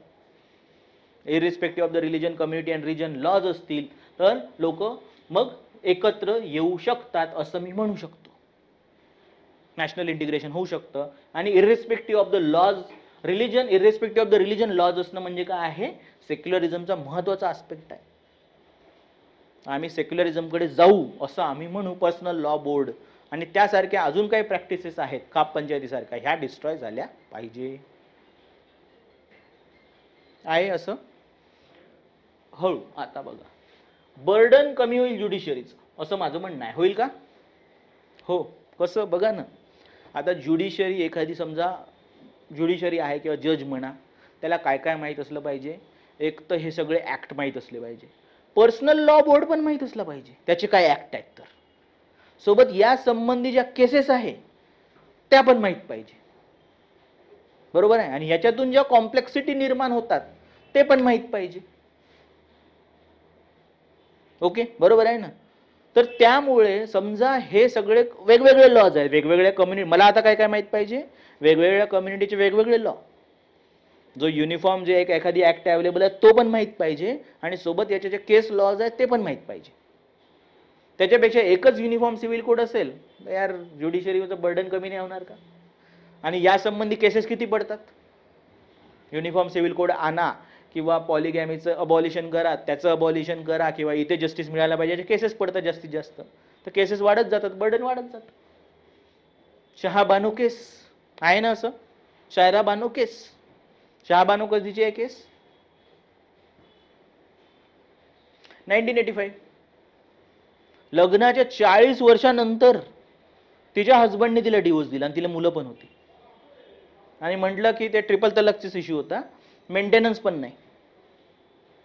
ती गेली कोर्टाकडे, कोर्टाने म्हटलं की ॲक्च्युली हिला मेंटेनन्स मिळायला पाहिजे आणि युनिफॉर्म सिव्हिल कोडची एक स्टेप असेल ॲक्च्युली. काँग्रेस गव्हर्नमेंटनी हा जो जजमेंट आहे तो फिरवून टाकला. पण अशा नंबर ऑफ केसेस पडतात ना मित्रांनो मग त्या संबंधी की आलं पाहिजे म्हणून, तो बर्डन वाढत जातं ज्युडिशरीचं. शायरा बानो मग पुन्हा ट्रिपल तलाकशी रिलेटेड. ठीक आहे, केसेस दिले आहे मी नोट्समध्ये. प्रिव्हेन्शन ऑफ मिसयूज, एक उदाहरण तर मी ऑलरेडी दिलेलं आहे तुम्हाला मी. ओके, आणि इंटरेस्टिंगली माहीत आहे का, हे दोघं जण म्हणजे आयशा आणि दिलावर एकाच पॉलिटिकल पार्टीमध्ये आहे. त्या पॉलिटिकल पार्टीचं म्हणणं आहे की आम्ही काय आणू, युनिफॉर्म सिव्हिल कोड आणू. किती इंटरेस्टिंग आहे रे इंडिया. आणि चाल लोक आपले हे झालं ते झालं करायला. ओके, अजून उदाहरण देतो ना, एकच उदाहरण तुम्हाला कमी पडेल.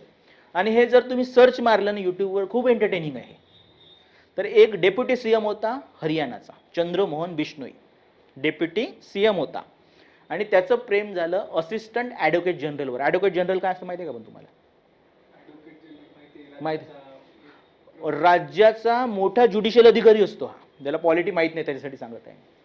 तिकडे कोण असतं? सॉलिसिटर जनरल, इकडे ॲडव्होकेट जनरल. तर असिस्टंट ॲडव्होकेट जनरल होती 39 इयर्स ओल्ड अनुराधा बाली, चंद्रमोहन बिश्नोई. त्याचं आधीच लग्न झालं होतं पण यांचं झालं प्रेम. आता मग लग्न कसं करायचं सांगा तुम्ही मला, तुम्हाला माहीतच आहे आयडिया. येस, कन्वर्ट झाला तो चंद्रमोहन टू चांद मोहम्मद. किती मस्त. ओके, आणि ती झाली अनुराधा बालीची. ओके, दॅट इज फिजा. आणि तेव्हा की नाही माहिती का, असं टीव्ही मध्ये ते सेन्सेशनलायझर नवीन नवीन होतं, जानिये चांद और फिजा की लव्ह स्टोरी के बारे में. आणि त्यातल्या त्यात एक लग्न असून तो डेप्युटी सीएम आहे, ती 39 years old assistant advocate general आहे. विचार करा तुम्ही. आपल्याला असं वाटतं की वय वाढलं आणि एवढं एज्युकेशन तर डोकं आपलं सुपीक असतं म्हणून नाही दिसलं. इंटरेस्टिंगली हे लग्न झालं आणि काही दिवसातच त्यांचं पटायला नाही लागलं ॲक्च्युली. आता काय होईल? डिवोर्स झालं. निर्माण मिसयूज केला की नाही? लाईफ कोणाची खराब झाली याच्यामध्ये? वुमनची. आणि अशा खूप केसेस असतात आपल्याला माहिती. मी तर तुम्हाला किती फेमस रिझन सांगितलं, तुम्हाला माहीतच नाही झालं. पण जी पॉलिटिकल पार्टी म्हणते की आम्ही आणू UCC, तेच त्यांना तारा देतात ॲक्च्युली तिथे. काय तुम्ही सांगा ना, आता तुम्ही सांगा मला, असं बरोबर वाटतं का? उद्या तुला जरी माहीत झालं की मी कन्वर्टेड आणि दुसरं नाव माझं इथं गुंजन शाह, तुला बरोबर वाटेल का? भले मी उद्या धागा बांधून, जमेल नाही. अशा वेळेस बघा ना किती सेन्सेशनलाइज केलं जातं. ते तसा पण त्याला पॉलिटिकल पार्टीच्या बाहेर काढलं ॲक्च्युली, आधीच येडा झाला होता तो. ओके, तर मिसयूज थांबू शकतो आणि त्या मिसयूजमध्ये पण कोणाला त्रास होतो? मोस्टली वुमनलाच होतो. Gender justice. लिगल कॉम्प्लेक्सिटीज वाढतात. जसं मी तुम्हाला मैत्री कराराचं उदाहरण दिलं, लिव्ह इन रिलेशनशिप. मैत्री करार considered as live in relationship and live in relationship considered as actually bigamy. तर तशा कॉम्प्लेक्सिटी ज्या आहेत त्या कमी होऊन जातील आणि असे आपल्याला फायदे असेल तर ज्युडिशरीला, समाजाला फायदा होईल त्याचा. तर एवढे फायदे आहेत मित्रांनो. आला का मुद्दा लक्षात? काय म्हटलं तर? ओके, जायचं पुढे. विचार करा, सांगा मला बेनिफिटमध्ये काय वाटत आहे तुम्हाला.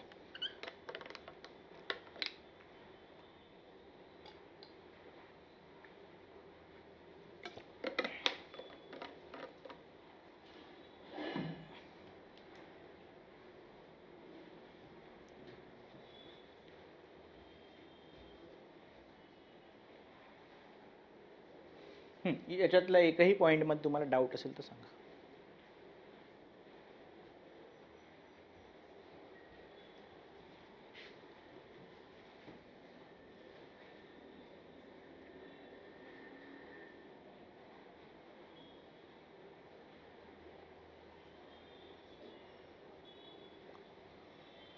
युसीसी जर आलं हम्म. तर जे मागच्या केसेस ज्या पेंडिंग आहेत त्याच्यामधल्या आता न्याय व्यवस्थेनुसार पॉलिटीनुसार काय म्हणते की जेव्हापासून रूल म्हणजे ऍक्ट पास झाला तेव्हापासून लागू होईल.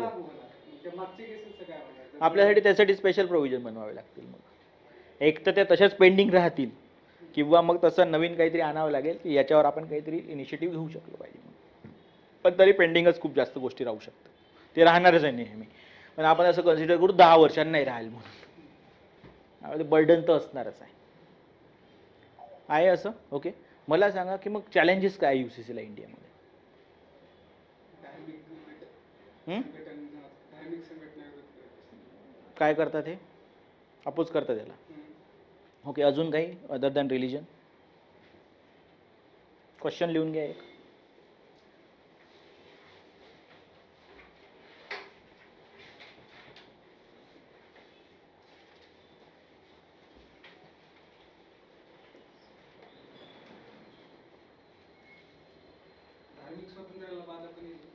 धार्मिक स्वातंत्र्याला बाधा. ओके, ठीक. एक प्रश्न लिहून घ्या. Do you think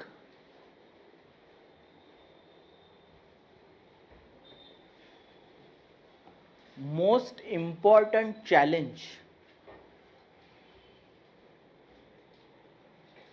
to uniform civil code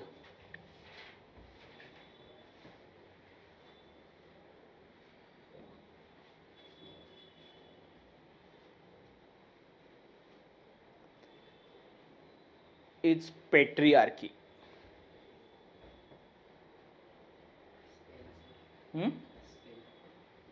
कशाचं?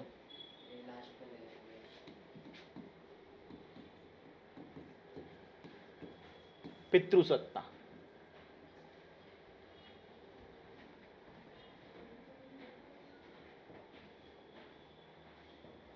ओके, तर चॅलेंजेस बघा काय काय आहेत आपण जे म्हटलं. पहिली गोष्ट आहे, ओके, आर्ग्युमेंट अगेन्स्ट पण आहेत ॲक्च्युली. बघा की पहिली गोष्ट काही लोकांचं काय म्हणणं आहे माहिती आहे का? चॅलेंजेस नाही, पहिले काय सांगत आहे, आर्ग्युमेंट अगेन्स्ट युसीसी म्हणजे ज्या प्रकारे आपण अपेक्षित करतो त्या प्रकारे नाही व्हायला पाहिजे. कसं व्हायला पाहिजे? सोशल रिफॉर्म्सवर फोकस केला पाहिजे. ओके, राज्यांनी काय केलं पाहिजे? सोशल रिफॉर्मवर फोकस केला पाहिजे आणि लोकांनी स्वतःहून म्हटलं पाहिजे की आम्हाला बदल पाहिजे म्हणून. ऐच्छिकरित्या असलं पाहिजे, स्वैच्छिक असलं पाहिजे. ओके, आणि सोशल रिफॉर्म असले पाहिजे. ठीक आहे. आणि त्याच्यामध्ये पण सुप्रीम कोर्टाचं काय म्हणणं माहित आहे का? की समजा 1 गो मध्ये तुम्ही युनिफॉर्म सिव्हिल कोड आणला, असं नाही म्हणताय सुप्रीम कोर्ट आला पाहिजे की नाही आला पाहिजे, आला पाहिजे. ठीक आहे, पण तो एका 1 गो मध्ये नाही आला पाहिजे. म्हणजे एकाच वेळी तुम्ही म्हटलं इंडियामध्ये युसीसी आला, तसं नाही. तुम्ही काय करा, एक प्रॅक्टिस अबॉलिश करा. एकदा पॉलिगॅमी करा, एकदा ट्रिपल तलाक करा, ट्रिपल तलाकचे फॉर्म करा, अडॉप्शन अलाव करा, बाकीच्या कॉम्प्लेक्सिटी त्याच्यावरची डील करा.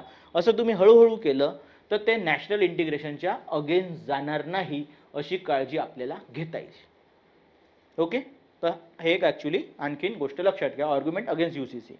आता म्हटलं मी तुम्हाला चॅलेंज, तर सगळ्यात पहिला चॅलेंज काय आहे? Society is deeply religious. बरोबर आहे. आपण काय म्हटलं, हे झालं पाहिजे, तर काय म्हणतात की हे काय आहे की स्टेट काय करत आहे? आमच्या धर्मात लुडबुड करत आहे. आमचा धर्म काय आहे? खतरेमध्ये आहे ॲक्च्युली. म्हणतात ना, ॲक्च्युली म्हणतात असं. ओके, तर सगळ्या बाजूनी मग. आणि खूपदा काय होतं की मोस्टली मायनॉरिटीजच्या चर्चेत येतं की त्याच्यावर म्हणजे हे आहे. पण हळूहळू माहीत आहे का की ट्रायबलची पण संघटना आहे. जसं मेघालयमध्ये कुठले आहेत माउंटन, तिथे ट्राईब कुठले आहेत? गारो, खासी, जयंती या मॅट्रिआर्कल आहे. त्यांची पण एक असोसिएशन आहे. त्यांचं म्हणणं आहे की आम्हाला युसीसी नको म्हणतायत, कारण आमच्या ट्रॅडिशनल प्रॅक्टिसेसवर हा घाला असेल. नागासचं पण असं म्हणणं आहे की नको म्हणून. ओके, तर डीपली रिलिजियस सोसायटीमध्ये अशा प्रकारे ज्या रिलिजियस प्रॅक्टिस आहेत ते बदलणं खूप कठीण असतं. आणि रिलिजनवर अजून पण लोक डिवायडेड आहे किंवा युनाईट होतात असं आपल्याला समजून येतं. ठीक आहे, तर हा एक चॅलेंज आहे. दुसरा चॅलेंज आहे पेट्रियार्की. कधी कधी काय असतं, भलेही जे पांघरून जे आहे रिलिजियस असेल, पण आत काय असतं नेहमी पेट्रियार्कल म्हणजे पितृसत्तात्मक हक्क असतात. कारण मी तुम्हाला काय म्हटलं, मोस्ट ऑफ द प्रॅक्टिसेस कसे आहे? हे वुमनच्या अगेन्स्ट आहे. म्हणजे कोणाला प्रिव्हिलेज प्रोव्हाइड करतात? हे मेनला प्रिव्हिलेज प्रोव्हाइड करतात. म्हणून पितृसत्ता हा एक मोठा चॅलेंज आहे याच्यासाठी, खूप मोठा चॅलेंज आहे तसं बघितलं तर. प्रॅक्टिसेस सगळे बघून घ्या, मी तुम्हाला आधी पण सांगितलेलं आहे, हा मोठा चॅलेंज आहे. नंतर आहे वोट बँक पॉलिटिक्स, धर्म आधारित.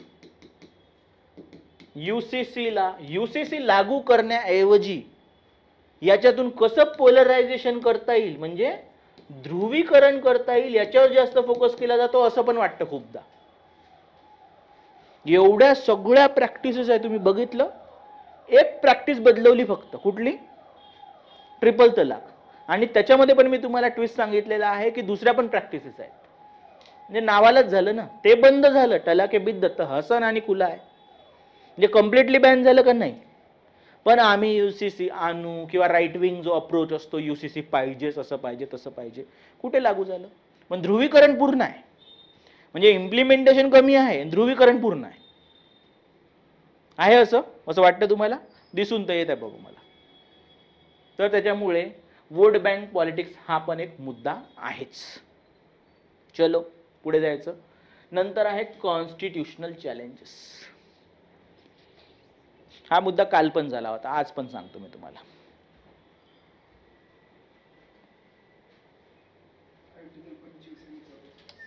आर्टिकल 44, 25,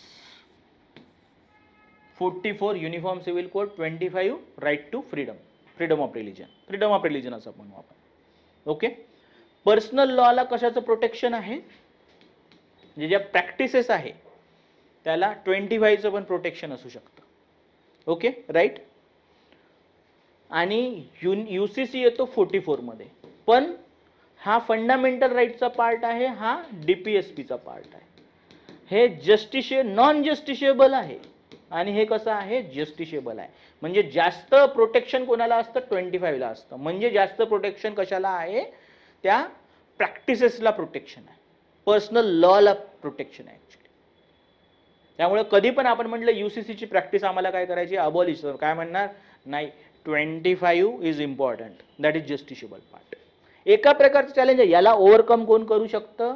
गव्हर्नमेंट आणि ज्युडिशरी करू शकतं. ज्युडिशरीला सांगावं लागेल की याच्यामध्ये जास्त बेनिफिट आहे लोकांचं. पण एक चॅलेंज तर निर्माण होतं.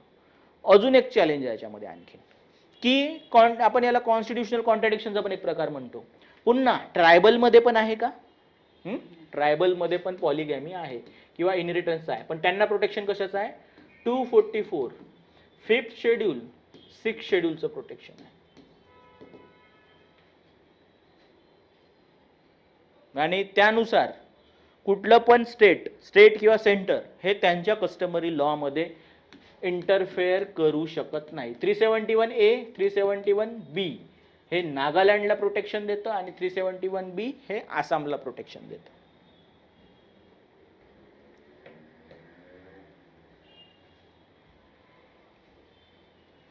तर एका प्रकारे हे पण चॅलेंजिंग आहे. अजून सर, आता बघा, जो मॅरेज वगैरे सारखे ऍक्ट आहेत ना, ते सहसा हे सगळे ना स्टेट लिस्टमध्ये आहे. तसं सेंटर हे स्टेट लिस्टवर लॉ बनवू शकतं एक्सेप्शनल केसेसमध्ये, 5 केसेसमध्ये, ठीक आहे. पण हे ना ॲडवायझेबल नाही आहे. आपल्या इकडे काय असतं? फेडरल सिस्टम असतो, सेंट्रल लिस्ट असते, फेडरल लिस्ट, कॉन्करंट लिस्ट आणि स्टेट लिस्ट. सेंटरवर सेंटर लॉ बनवेल, कॉन्करंटवर दोन्ही बनवू शकतात, पण दोन्ही सेंटरने बनवला तर स्टेटचा लॉ कमी इम्पॉर्टंट असतो, आणि स्टेट लिस्टवर स्टेट लॉ बनवेल. तर मोस्ट ऑफ द ज्या गोष्टी आपण म्हटलं सिव्हिल कोडमध्ये जे असेल ते कोणाकडे आहे? स्टेटकडे आहे. आता स्टेटमध्ये स्टेट लॉ बनवू शकतात स्टेट लिस्टवर, पण सेंटर पण बनवू शकतो एक्सेप्शनल केसेसमध्ये. पण हे कसं असलं पाहिजे? एक्सेप्शनल असलं पाहिजे. फक्त तुम्हाला वाटत आहे म्हणून तुम्ही ते केलं नाही पाहिजे, असं ॲडवाइसेबल आहे कॉन्स्टिट्युशनल. ओके, करू शकतं, पण ते एका प्रकारे त्यांच्या राईटवर घालत झाला, आपण असं म्हणू शकतो. कळला मुद्दा काय म्हणता मी तुम्हाला? अशा प्रकारे कॉन्स्टिट्युशनल चॅलेंजेस पण आहे युनिफॉर्म सिव्हिल कोडला.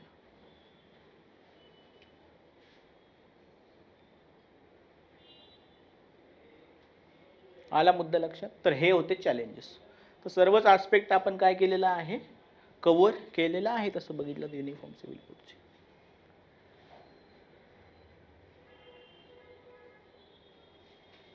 असा एक दिवस येईल म्हणा, असं काही नाही आहे. आणि या गोष्टींना ओव्हरकम पण करावं लागेल तुम्हाला.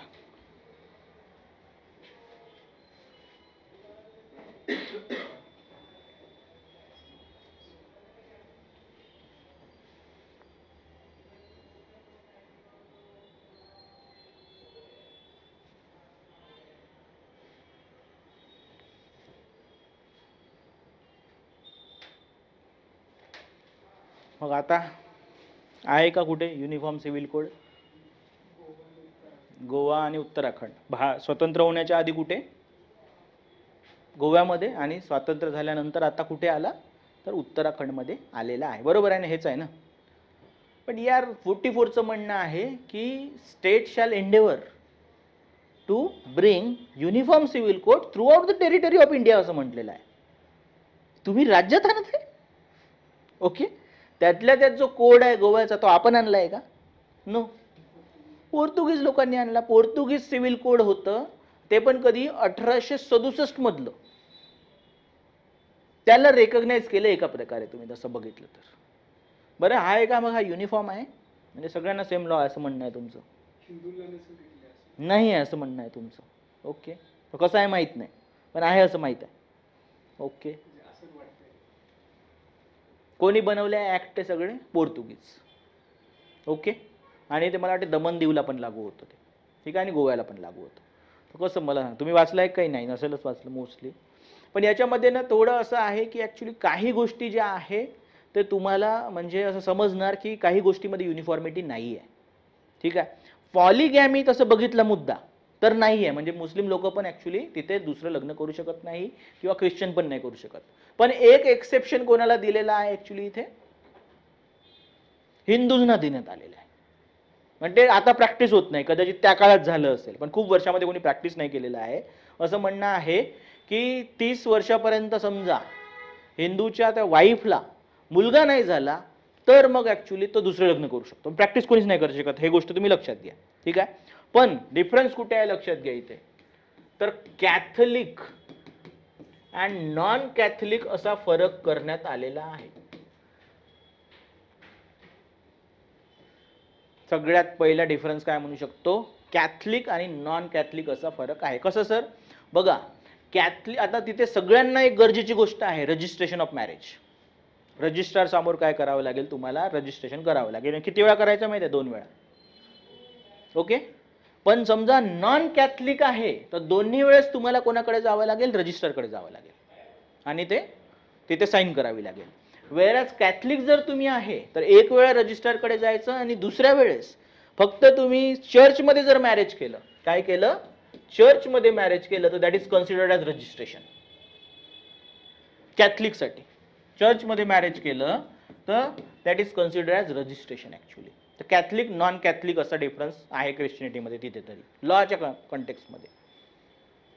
कळला मुद्दा काय म्हटलं मी तुम्हाला? इवन जर कॅथलिक आहे तर चर्च पण काय करू शकता ॲक्च्युली? हे तुमच्या डिझोल्युशन ऑफ मॅरेज म्हणजे डिवोर्समध्ये पार्टिसिपेट करू शकता. वेअरॅज बाकी लोकांना कसं करावं लागेल? कोर्टाचे नियम फॉलो करावे लागतील. त्याच्यामुळे ख्रिश्चन नॉन ख्रिश्चन असा पण भेद आहे आणि कॅथलिक नॉन कॅथलिक असा पण भेद आहे तिथे ॲक्च्युली. आणि तिथे डिवोर्सचे जे रूल आहे बघा, आपल्याकडे समजा डिवोर्स घ्यायचे आहे तर त्याचे नंबर ऑफ रिझन्स आहेत, म्हणजे ग्राउंड्स ज्याला आपण म्हणतो, आधार ज्याला म्हणतो. वेअरॅज यांचे जे ग्राउंड्स आहेत ते वेगळे आहेत, त्यांच्या पोर्तुगीज कोडनुसार आहे.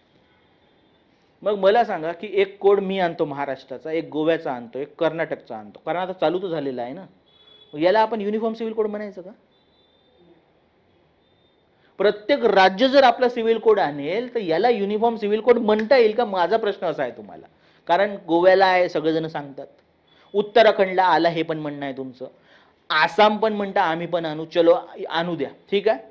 पण जर प्रत्येक राज्याचा वेगळा वेगळा सिव्हिल कोड असेल तर त्याला मी युनिफॉर्म सिव्हिल कोड म्हणू शकतो का? असा माझा प्रश्न आहे तुम्हाला. एक जनरल लॉजिकने, आपण काही लिगल एक्सपर्ट नाही आहोत, पण लॉजिक सगळीकडे चालतं. MP पण आणेलच, ओके, MP पण आणणारच आहे. मग प्रत्येकाने वेगळा सिव्हिल कोड आणला तर मग मला समजत नाही की सगळ्यांचा कोड जर राज्याचा वेगळा असेल तर मी त्याला युनिफॉर्म सिव्हिल कोड कसं म्हणू? आणि एका राज्यासाठी युनिफॉर्म सिव्हिल कोड येऊ शकतो असा पण प्रश्न मला कधी कधी पडतो, त्या राज्यापुरता. अरे पण त्या राज्याच्या गोष्टी दुसऱ्या राज्यासोबत कॉन्ट्राडिक्टरी नाही होणार का पुढे? तसं पण आसामचं पण म्हणणं आहे ट्रायबलला वेगळं ठेवू, आणि तसं पण उत्तराखंडने आधीच सांगितलं की ट्रायबल वेगळे आहे या कोडपासून. मग हे कसं युनिफॉर्म झालं? गोव्याच्या कोडमध्ये तर ऑलरेडी अशा काही गोष्टी आहेत.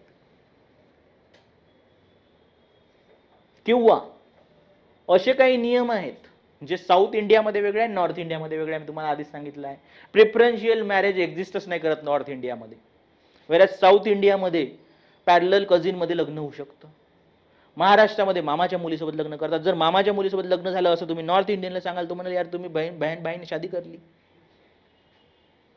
सप्तपदी is very important in North India. South इंडियामध्ये सप्तपदी नाही आहे. मॅरेजचे तर लॉ वेगळेच आहे आपले, आहेत की नाही? तुम्हाला सांगितलं तर गोत्राचा कॉन्सेप्ट आहे की नाही? गोत्राचा कॉन्सेप्ट मी तुम्हाला पहिलेच सांगितलं आहे. तर तो त्या गोत्राच्या त्या कॉन्सेप्टनुसार नॉर्थ इंडियाच्या तुमचं तर लग्न होऊच नाही शकत मामाच्या मुलीसोबत, महाराष्ट्राची प्रॅक्टिस पर्टिक्युलरली म्हटलं तर. किंवा साऊथ इंडियामधले म्हणजे पॅरलल कझिनमध्ये लग्न होतात ते पण नाही होऊ शकत. मग परफेक्ट येऊ शकते का कधी अशी, म्हणजे UCC येऊ शकतं का परफेक्ट, ज्याला आपण म्हणू? पॉसिबलच नाही आहे. हां, अरे आईच्या पण गोत्रात नाही करता येते, सांगितलं ना मी तुला. आईच्या गोत्रात पण नाही करता येत आणि वडिलांच्या पण आईच्या गोत्रात नाही. हाच गोत्राचा नियम सांगितला मी क्लासमध्ये, सांगितलाय की नाही? मी एवढ्या कॉन्फिडेंटली सांगत असेल तुला वाटतं तू चूक काढशील म्हणून? सगळंच चेंज करावं लागतं. आणि ॲक्च्युअलमध्ये तुम्ही म्हणता UCC आहे गोव्यामध्ये, हे पण बदलावं लागेल ॲक्च्युअली. मग हे जर आहे युनिफॉर्म तर मग बदलावायचं गरज नसायला पाहिजे ना. तर जेवढं ते आहे वाटतं तुम्हाला युनिफॉर्म, तेवढं युनिफॉर्म नाही आहे. पॉलिगॅमीच्या कंटेक्समध्ये फक्त आहे, बाकी सगळ्या याच्यात वेगवेगळे लॉ आहेत. आणि इवन अशी पण हे पण गरजेचं होतं इंडियन गव्हर्नमेंटला की याचं कोडिफिकेशन प्रॉपर करा. आणखीन नाही केलं इंडियन गव्हर्नमेंटने ॲक्च्युली. करायला तर पाहिजे होतं जेव्हा ते इंटिग्रेट झालं भारतामध्ये, नाही केलं. आता हे जे आहे हिंदूंना एक्सेप्शन आहे पॉलिगॅमीच्या कंटेक्समध्ये, तर नाहीच करत आहे तर कोणी तुम्ही करा ना, एक स्टेप तर घ्या. नाही केलं, कोणी अपोज पण नसतं केलं ॲक्च्युली. पण ते पण अबॉलिश नाही करायचं आहे लोकांना. आणि इकडे म्हणायचं आहे की ॲक्च्युली आम्हाला सगळंच युनिफॉर्म करायचं आहे. मग नाही, युनिफॉर्म सिव्हिल कोड शब्द बरोबर सेक्युलर कोड आणू म्हणून. पण एवढं नक्की आहे, चलो ते युनिफॉर्मिटी मी जसं सांगितलं तसं ते येऊ शकत नाही, कारण विदिन हिंदुइझमच एवढे व्हेरिएशन्स आहेत की ते युनिफॉर्म करणं लोक अपोज करतील आपल्याला. पण ज्या पण डिरोगेटरी प्रॅक्टिसेस आहे त्या आपण काय करू शकतो, अबॉलिश करू शकतो. आणि जास्तीत जास्त आपण अबॉलिश करायला पाहिजे. मग ते सोशल रिफॉर्म म्हणा किंवा सेक्युलर कोड असू शकतो ॲक्च्युली, असं वाटतं. ठीक आहे, अशा प्रकारे हा टॉपिक आहे. क्लिअर आहे का? एवढं सोसायटीसाठी सफिशियंट. मला वाटत नाही की दुसऱ्या टॉपिकमध्ये आलं तर इंडियन पॉलिटी आहे फक्त. मग त्याच्यामध्ये पण याच्या बाहेरचं काय जाणार आहे? केस लॉ दिलेले आहे मी, त्याच्यामध्ये 2 केसेस इम्पॉर्टंट आहे. शहाबानू केस सांगितलं आहे मी तुम्हाला, आणि दुसरा आहे शायराबानू. शायराबानू केसचं इम्प्लिमेंटेशन म्हणजे ट्रिपल तलाक येतं.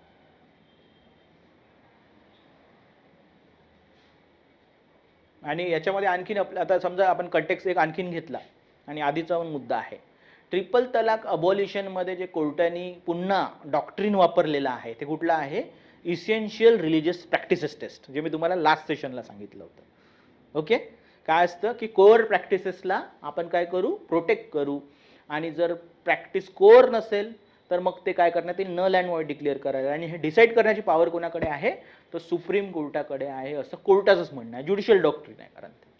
किंवा दुसरं डॉक्ट्रिन जे वापरण्यात येतं असं अशा कंटेक्समध्ये प्रॅक्टिसेसच्या बाबतीमध्ये, त्याला काय म्हणतात, कॉन्स्टिट्यूशनल मोरॅलिटी. म्हणजे मोरॅलिटी म्हणजे सोसायटल मोरॅलिटी नाही, पण सोसायटीमध्ये ज्या ॲक्च्युली गोष्टी आहेत, कॉन्स्टिट्यूशनमध्ये ज्या गोष्टी आहेत, such as equality, justice, okay, dignity, okay, तर याला आम्ही काय म्हणत आहोत ॲक्च्युली, तर आम्ही कॉन्स्टिट्यूशनल मोरॅलिटी म्हणत आहोत, असं आमच्या सुप्रीम कोर्टाचं म्हणणं आहे. आणि ते त्याच्या विरुद्ध जर असेल एखादी प्रॅक्टिस, तरी आम्ही काय करू शकतो ॲक्च्युली, त्याला अबॉलिश करू शकतो, असं कोर्टाचं म्हणणं आहे. ह्या 2 गोष्टी वापरण्यात येतात. मी दिलं आहे, एसेन्शियल रिलिजियस दिलं आहे, मोरॅलिटी बघू आता कसं तुम्हाला देता येईल म्हणून. तर हे मिळून पूर्ण तुमचा ॲक्च्युली मुद्दा क्लिअर होऊ शकतो. का ट्रिपल तलाक अलाव नाही आहे? कारण it is against constitutional morality. कळत आहे मुद्दा काय म्हणताय मी तुम्हाला? कॉन्स्टिट्युशनल मोरॅलिटीच्या अगेन्स्ट आहे म्हणून. इसेन्शियल रिलिजियस नाही आहे ते, ॲक्च्युली रिलिजियस प्रॅक्टिस नाही आहे. जायचं का पुढे आपण आणखीन आता? चलो पुढचा मुद्दा टाका, रिजनलिझम.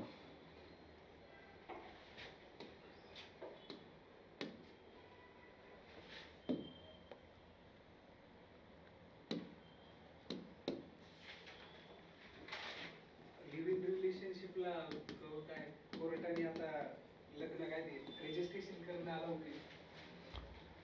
नाही, मागच्या वर्षी काहीतरी उत्तराखंडमध्ये केलेला आहे. उत्तराखंडचा जो युनिफॉर्म सिव्हिल कोड आहे त्याचं असं म्हणणं आहे की जर जे कपल आहेत विदिन उत्तराखंड, जर ते लिव्ह इन रिलेशनशिपमध्ये राहत आहे तर त्यांना ते रजिस्ट्रेशन करावं लागेल म्हणून. ॲक्च्युली मग त्यांना तलाक पण देता लागला. नाही, तर दिवस लागू नये ॲक्च्युली, पण मेंटेनन्स मिळू शकतं मला वाटतं. UCC आपलं म्हणजे जे जजमेंट आहे कोर्टाचं, डोमेस्टिक व्हायलन्स ॲक्ट लागू होतं तिथे. कुठलं होतं? त्याचा पण मिसयूज होईल ना. हो होत. मी काय म्हणते त्याच्यामध्ये नेहमी बर्डन कोणावर येणार आहे? वुमनवरच येतं आपल्या इकडे. तर त्यामुळे उत्तराखंडच्या याने तर ते एक चांगली गोष्ट केली असं आपण म्हणू शकतो. पण शेवटी काय होतं की राईट टू प्रायव्हसीचा मुद्दा आणला आहे तिथे, की आमच्या प्रायव्हसीचा भंग होतो म्हणून. पण आता कोर्ट दिलेला आहे ते ठीक आहे, पाहू आता काय होतं. What is regionalism?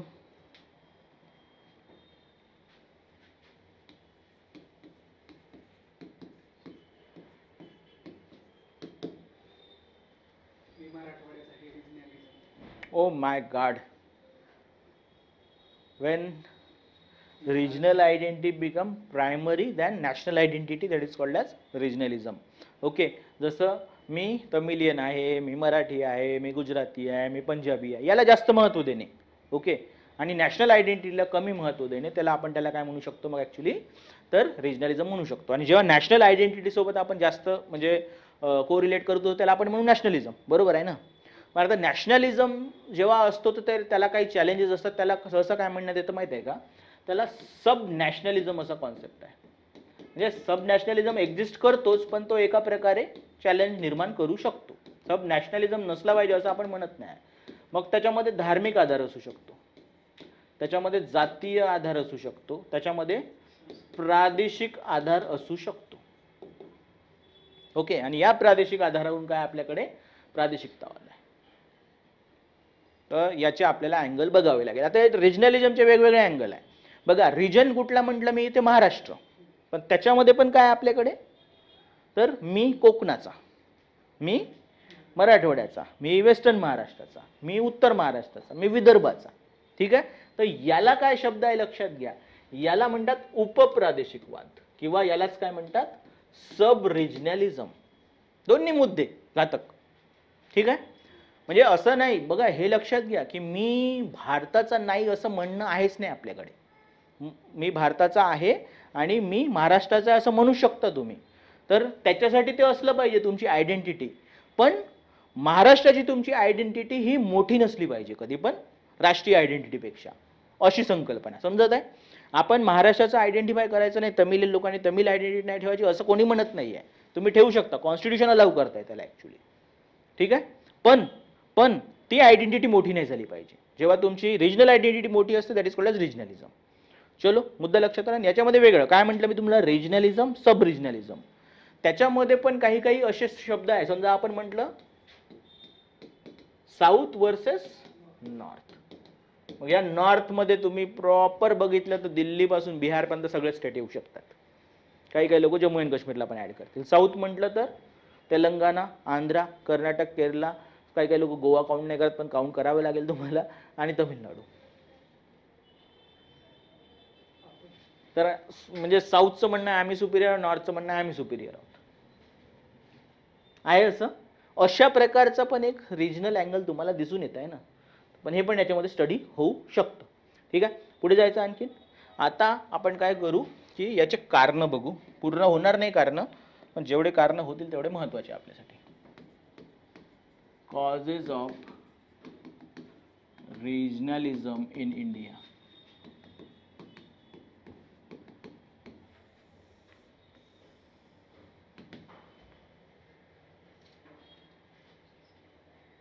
काय कारण असू शकतात तुमच्या मते?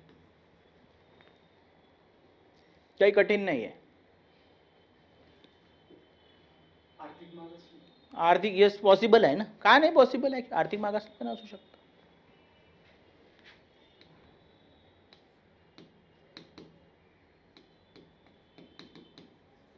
प्रादेशिक वादाची कारणे मराठी.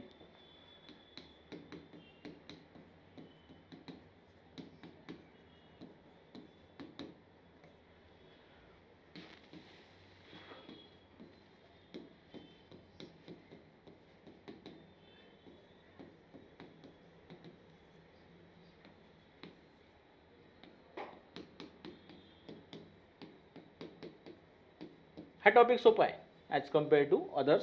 छोटा पण आहे आणि सोपा पण आहे. कसं, पहिले काय म्हटलं मी तुम्हाला, बघा काही लोकांचं म्हणणं आहे भारतात खूप डायव्हर्सिटी आहे म्हणून ॲक्च्युली रिजनलिझम आहे. चलो हे मान्य करू आपण. पण त्याच्यामध्ये पण काय म्हणतं, एक कॉम्प्लेक्स बनतो, गुंतागुंत निर्माण होते. कशा थ्रू? की डायव्हर्सिटी पण आहे आणि कशी आहे, डिस्पॅरिटी पण आहे. जर आपण रिजन वाईज बघितलं तर काही रिजन काय झाले, हे जास्त पुढारले गेले आणि काही रिजन जे आहे ते मागे राहिलेले आहेत. मग जे मागे राहिलेले लोक आहेत त्यांना काय वाटतं, आपण पुढे गेलो पाहिजे. मग अशा वेळेस आपल्याला काय मिळालं पाहिजे, सेंटरकडून हेल्प मिळाली पाहिजे, वेलफेअर स्कीम्स आल्या पाहिजे, फायनान्शियल हेल्प आली पाहिजे, आपल्याला स्पेशल स्टेटस मिळालं पाहिजे राज्यांसाठी. याच्यासाठी आपल्याला लोकांना एकत्र करावं लागेल असं वाटतं त्याला. त्याच्यामुळे डायव्हर्सिटी तर आहे, हे एक रिझन आपण ॲक्सेप्ट केलं पाहिजे. येस, पण त्या डायव्हर्सिटी सोबत आणखीन मिक्सचर कशाचं बनतं, डिस्पॅरिटीचं एक मिक्सचर बनतं, कॉम्प्लेक्स आणि गुंतागुंत निर्माण होते. कॉम्प्लेक्स म्हणजेच गुंतागुंत आपण. तर डायव्हर्सिटी आहे, पण हे वेगवेगळे लोक मध्ये पण काही लोक कसे राहिले, मागे राहिलेले आहे. जसं इकॉनॉमिकली म्हटलं तर काही राज्य मागे राहिली. कुठली? त्याला वर्ड आहे, हे वर्ड तुम्ही पेपरमध्ये नाही लिहायचं सांगण्यात आलेलं आहे, पण काय आहे, बिमारू. बिहार आहे, ओके, MP आहे, ओडिसा आहे, राजस्थान आहे. ओके, तर अशा प्रकारे काही राज्य ही मागे राहिली. मग या राज्यांना काय करावं लागेल, आपल्याला आता लोकांना एकत्र करावं लागेल. म्हणजे आपण प्रेशर ग्रुप बनू किंवा प्रेशर एक्झर्ट करू. कशावर? तर सेंटर गव्हर्नमेंटवर. मग तिथे तुम्हाला रिजनलिझम दिसून येतो. ठीक आहे. मग बॅकवर्ड स्टेटचे लोक कुठे मायग्रेट करतील? स्ट्रॉंगर स्टेटकडे करतील ना. मग सहसा म्हणजे हे UP बिहार मधून लोक कुठे जाणार, साऊथ इंडियामध्ये जाणार, महाराष्ट्रामध्ये येणार. मग समजा हे वाढत गेलं तर मग काय करतं, फॉरवर्ड स्टेटमध्ये एक नवीन प्रिन्सिपल जन्माला किंवा आहे, पण ते इवोक केलं जातं, रिवोक केलं जातं. त्याला म्हणतात सन ऑफ सॉइल डॉक्ट्रिन, म्हणजे भूमिपुत्र सिद्धांत. काय म्हणतो भूमिपुत्र सिद्धांत? त्यांचं असं म्हणणं आहे की जे लोकल रिसोर्सेस आहे किंवा रिजनल रिसोर्सेस आहे त्याच्यावर पहिला हक्क, त्या रिसोर्सेस प्लस नोकऱ्या म्हणा, शिक्षण म्हणा, पहिला हक्क कोणाचा असला पाहिजे, तिथल्या लोकल लोकांचा असलं पाहिजे. ज्याला म्हणतात मग सन ऑफ सॉइल डॉक्ट्रिन. महाराष्ट्रामध्ये 2 पॉलिटिकल पार्टी याच्यावर वर्क करतात. कुठल्या? मनसे आणि Shiv Sena. Marathi nationalism, son of soil doctrine, भूमिपुत्र आहे. असं आसाम फॉर आसमीज प्रत्येक स्टेटमध्ये आहे. हे तर म्हणजे गाजलेल्या गोष्टी आहे, पण प्रत्येक स्टेटमध्ये लोकांचं म्हणणं आहे की आम्हाला पहिला हक्क असला पाहिजे. मधात एक आला होता इश्यू की आपलं काय म्हणतात त्याला, फायनान्स कमिशन मधून जे ॲक्च्युली किंवा जे स्पेशल स्टेटस असतं, सर्वात जास्त ॲक्च्युली जो फायनान्स मिळत आहे सेंट्रल गव्हर्नमेंटकडून तो कोणाला मिळत आहे, GSTच्या याच्यामधून. ॲक्च्युली GSTचं जे ॲक्च्युली डिस्ट्रीब्युशन होतं, ओके, ते बिहारला जास्त मिळतं, महाराष्ट्र. GST सर्वात जास्त कोण देत आहे? महाराष्ट्र, तमिळनाडू देत आहे. पण जेव्हा सेंटरकडून जो पैसा आहे तो जास्त कोणाला गेला महाराष्ट्रापेक्षा, पण बिहारला गेला, जिथे GSTचं कॉन्ट्रीब्युशन खूपच कमी आहे. झालं आहे का असं? हो, असे मुद्दे चर्चेला येतात फेडरलिझममध्ये. ठीक आहे. तर सन ऑन सॉइल डॉक्ट्रिन महत्त्वाचा आहे. याच्यामध्ये प्रत्येक स्टेटमध्ये मोर ऑर लेस आहे. पहिली गोष्ट माहिती आहे का की बॅकवर्ड स्टेटमध्ये कोणी जात नाही, फॉरवर्ड स्टेटमध्ये ते दिसून येतं. त्याच्यामुळे ॲक्च्युली कळत आहे. पण असं याचा अर्थ असा नाही आहे की बॅकवर्ड स्टेटमध्ये सन ऑफ सॉइल डॉक्ट्रिन नाही म्हणून आहेच, प्रश्नच नाही. ठीक आहे. नंतरचं रिझन आहे इकॉनॉमिक बॅकवर्डनेस. ते पण रिजनचं, म्हणजे ॲज कम्पेअर टू काही स्टेट, म्हणजे सगळे साऊदर्न स्टेट पकडले आपण तर नॉर्दर्न स्टेट बॅकवर्डच आहेत जवळपास. एक दिल्लीचा रिजन सोडला, पंजाबचा रिजन सोडला तर. ओके, हरियाणा पण आपण कन्सिडर करून घेऊ. बाकी सगळं बॅकवर्ड कॉन्टेक्स्टमध्ये येऊ शकतं. ही बॅकवर्डनेस का निर्माण झाली असेल? प्लॅनिंग. कशाचं? Failure of planning. काही अर्बन एरियाज आणि काही स्टेटच डेव्हलप झालेले आहे भारतामध्ये. त्याच्यामुळे काही रिजनची काय झाली? बॅकवर्डनेस राहिली आणि मग तिथे रिजनलिझम ते फ्युअल होतं ॲक्च्युली. त्याच्यामध्ये पण मग महाराष्ट्र कसं स्टेट आहे? फायनान्शियली स्ट्रॉंग आहे, पण पूर्ण महाराष्ट्र आहे का हो financially strong? Mumbai, Pune, okay, पश्चिम महाराष्ट्र. कोकण सुबत्ता आहे पण तेवढी नाही आहे जेवढी मुंबई आणि पुण्यात आहे. बरोबर आहे ना, पण सुबत्ता आहे असं आपण ॲग्री करू. बाकी काय आहे? उत्तर महाराष्ट्र, मराठवाडा. मराठवाड्याकडे तर पाणीच नाही आहे, ते पोरं MPSCचे इथे येऊन आंघोळ करतात. ओके, मला सांगा. आणि विदर्भ, विदर्भात पाणी आहे म्हणून विदर्भ वेगळा होऊ शकतो. आणि विदर्भाचा प्रश्न महत्त्वाचा आहे बरं MPSCसाठी. ओके, वेगळा विदर्भ किंवा शेतकऱ्याच्या आत्महत्या हा प्रश्न खूप महत्त्वाचा आहे आपल्यासाठी. सोसायटी म्हणा किंवा म्हणा GS म्हणा किंवा ऑप्शनल कुठे पण येऊ शकतो. मुद्दा काय लक्षात घ्या की भलेही काही सिटीज काही स्टेट डेव्हलप झाली त्याच्यामुळे रिजनलिझम वाढेल, पण काही स्टेटमध्ये पण बॅकवर्ड रिजन आहे. गुजरातला गेलो तर सौराष्ट्राचा भाग, कच्छचा भाग हा मागास आहे. महाराष्ट्रामध्ये उत्तर महाराष्ट्र, मराठवाडा, विदर्भ मागास आहे. त्याच्यामुळे इथे सब रिजनलिझमचे इश्यू आहेत. आंध्रा, तेलंगणा बॅकवर्ड भाग जास्त आहे, लक्षात घ्या. या पूर्ण साऊदर्न स्टेटमध्ये कोणी मागं असेल तर ते आंध्राच आहे. आंध्रा म्हटलं तेलंगणा पण बॅकवर्ड आहे. रिजनलिझम इथे वाढत जातं. म्हणून तर आंध्रामधून तेलंगणा वेगळा झाला 14 मध्ये. का वेगळा झाला हो सर? कारण त्यांचं म्हणणं होतं की सगळे रिसोर्सेस आणि प्रिव्हिलेजेस कुठे आहेत तर दुसऱ्या भागाला आहेत, आम्हाला नाही, म्हणून तेलंगणा वेगळा करण्यात आला. स्टेट वेगळं होणं हा इम्पॅक्ट आहे रिजनलिझमचा. रिजनलिझमचा हा इम्पॅक्ट आहे, तर फेल्युअर ऑफ प्लॅनिंग आहे असं आपण म्हणू शकतो. ओके, त्याच्यानंतर एक आहे डिससॅटिस्फॅक्शन विथ स्टेट रिऑर्गनायझेशन. कधी झालं सर स्टेट रिऑर्गनायझेशन इंडियामध्ये? 56ला स्टेट रिऑर्गनायझेशन ऍक्टाला 14 राज्य बनवण्यात आली. एक महाराष्ट्र राज्य बनलं का? महाराष्ट्र आणि गुजरात मिळून एक मोठं राज्य बनवलं यांनी. चलो नाही बनलं, बरं झालं, ते 60ला वेगळे झाले. पण तरी पण काही राज्याची डिमांड होते का? महाराष्ट्रात कुठली डिमांड होती? विदर्भाची डिमांड होती. तर विदर्भ कधी पण सॅटिस्फाय नाही झाला स्टेट रिऑर्गनायझेशन सोबत. कच्छ तिकडे आणखीन वेगवेगळ्या डिमांड आहेत. अशा छोट्या छोट्या राज्यांच्या खूप डिमांड आहे आपल्याकडे. त्यांना स्टेट रिऑर्गनायझेशन मध्ये जस्टिस नाही मिळाला कारण ते बॅकवर्ड होते as compared to other areas. समजा त्यांना आपण अशा प्रकारे एक वेगळं राज्य आणि वेगळी मशिनरी अवेलेबल करून दिली असती तर तिथे रिजनलिझम नसता वाढला. जसं उदाहरण आपल्याकडे 2 गुजरातचं आहे आणि महाराष्ट्राचं आहे, विदर्भाचं, ओके, आणि एक कच्छ, सौराष्ट्र, गुजरातचं. तर यांना जर काही मिळालं असतं स्टेट सगळ्यांना नाही पण स्टेट रिऑर्गनायझेशन मध्ये, तर इथे रिजनलिझम वाढलं नसतं तेवढा तसं बघितलं तर. ओके, आणि अशा खूप डिमांड आहेत, काही एक डिमांड नाही ऍक्च्युली. MP सारखं मोठं राज्य बनवण्यात आलं. MP इज बॅक म्हणजे खूप वर्षापर्यंत बॅकवर्डच राहिलेलं आहे आणि विस्तार खूप जास्त होता. मग MP तून आपण बाहेर काय काढलं? छत्तीसगड, बिहारमधून झारखंड, UP मधून उत्तराखंड, आणि उत्तराखंडमध्ये पण असा काही भाग आहे तो मागास आहे अजून पण. आपण यांना पहिलेच जर वेगवेगळे काही, सगळ्यांना नाही पण जेही पॉसिबल आहे त्यांना वेगळं राज्य करून दिलं असतं तर कदाचित तिथे रिजनलिझम किंवा बॅकवर्डनेस नसतं राहिलं. मी गॅरंटी नाही घेत आहे पण चान्सेस आहे. त्याच्यामुळे हे पण एक कारण असू शकतं असं आपल्याला समजून येतं. Even impact of colonial rule पण आहे.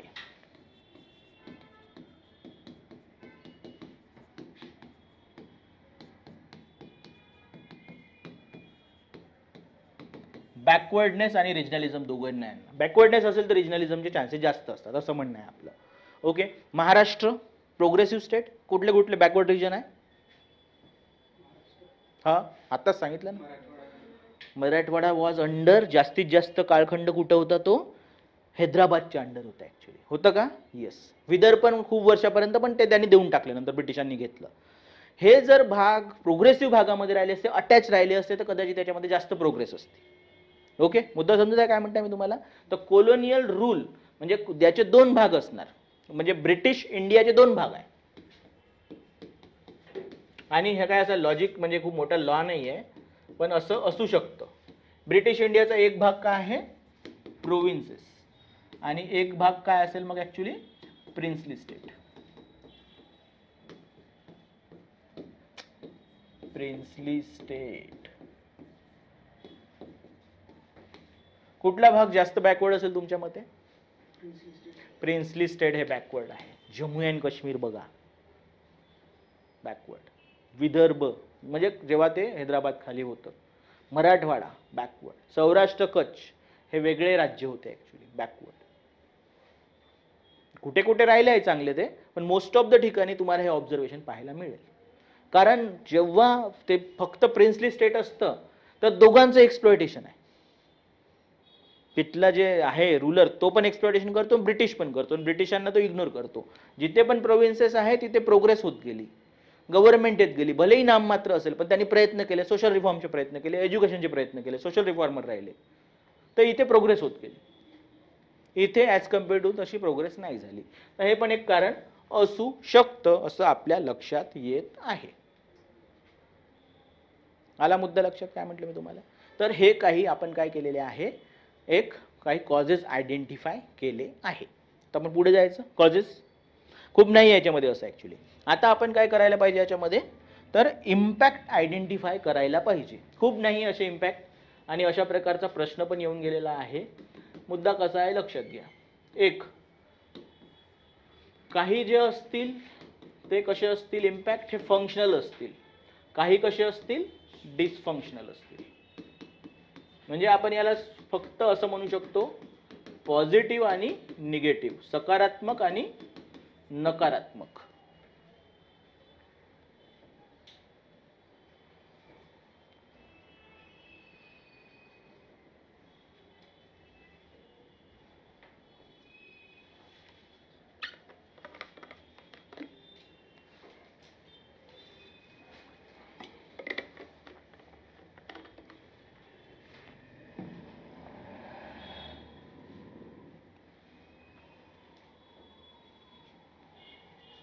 काही पॉझिटिव्ह इम्पॅक्ट असू शकतो का तुमच्या मते?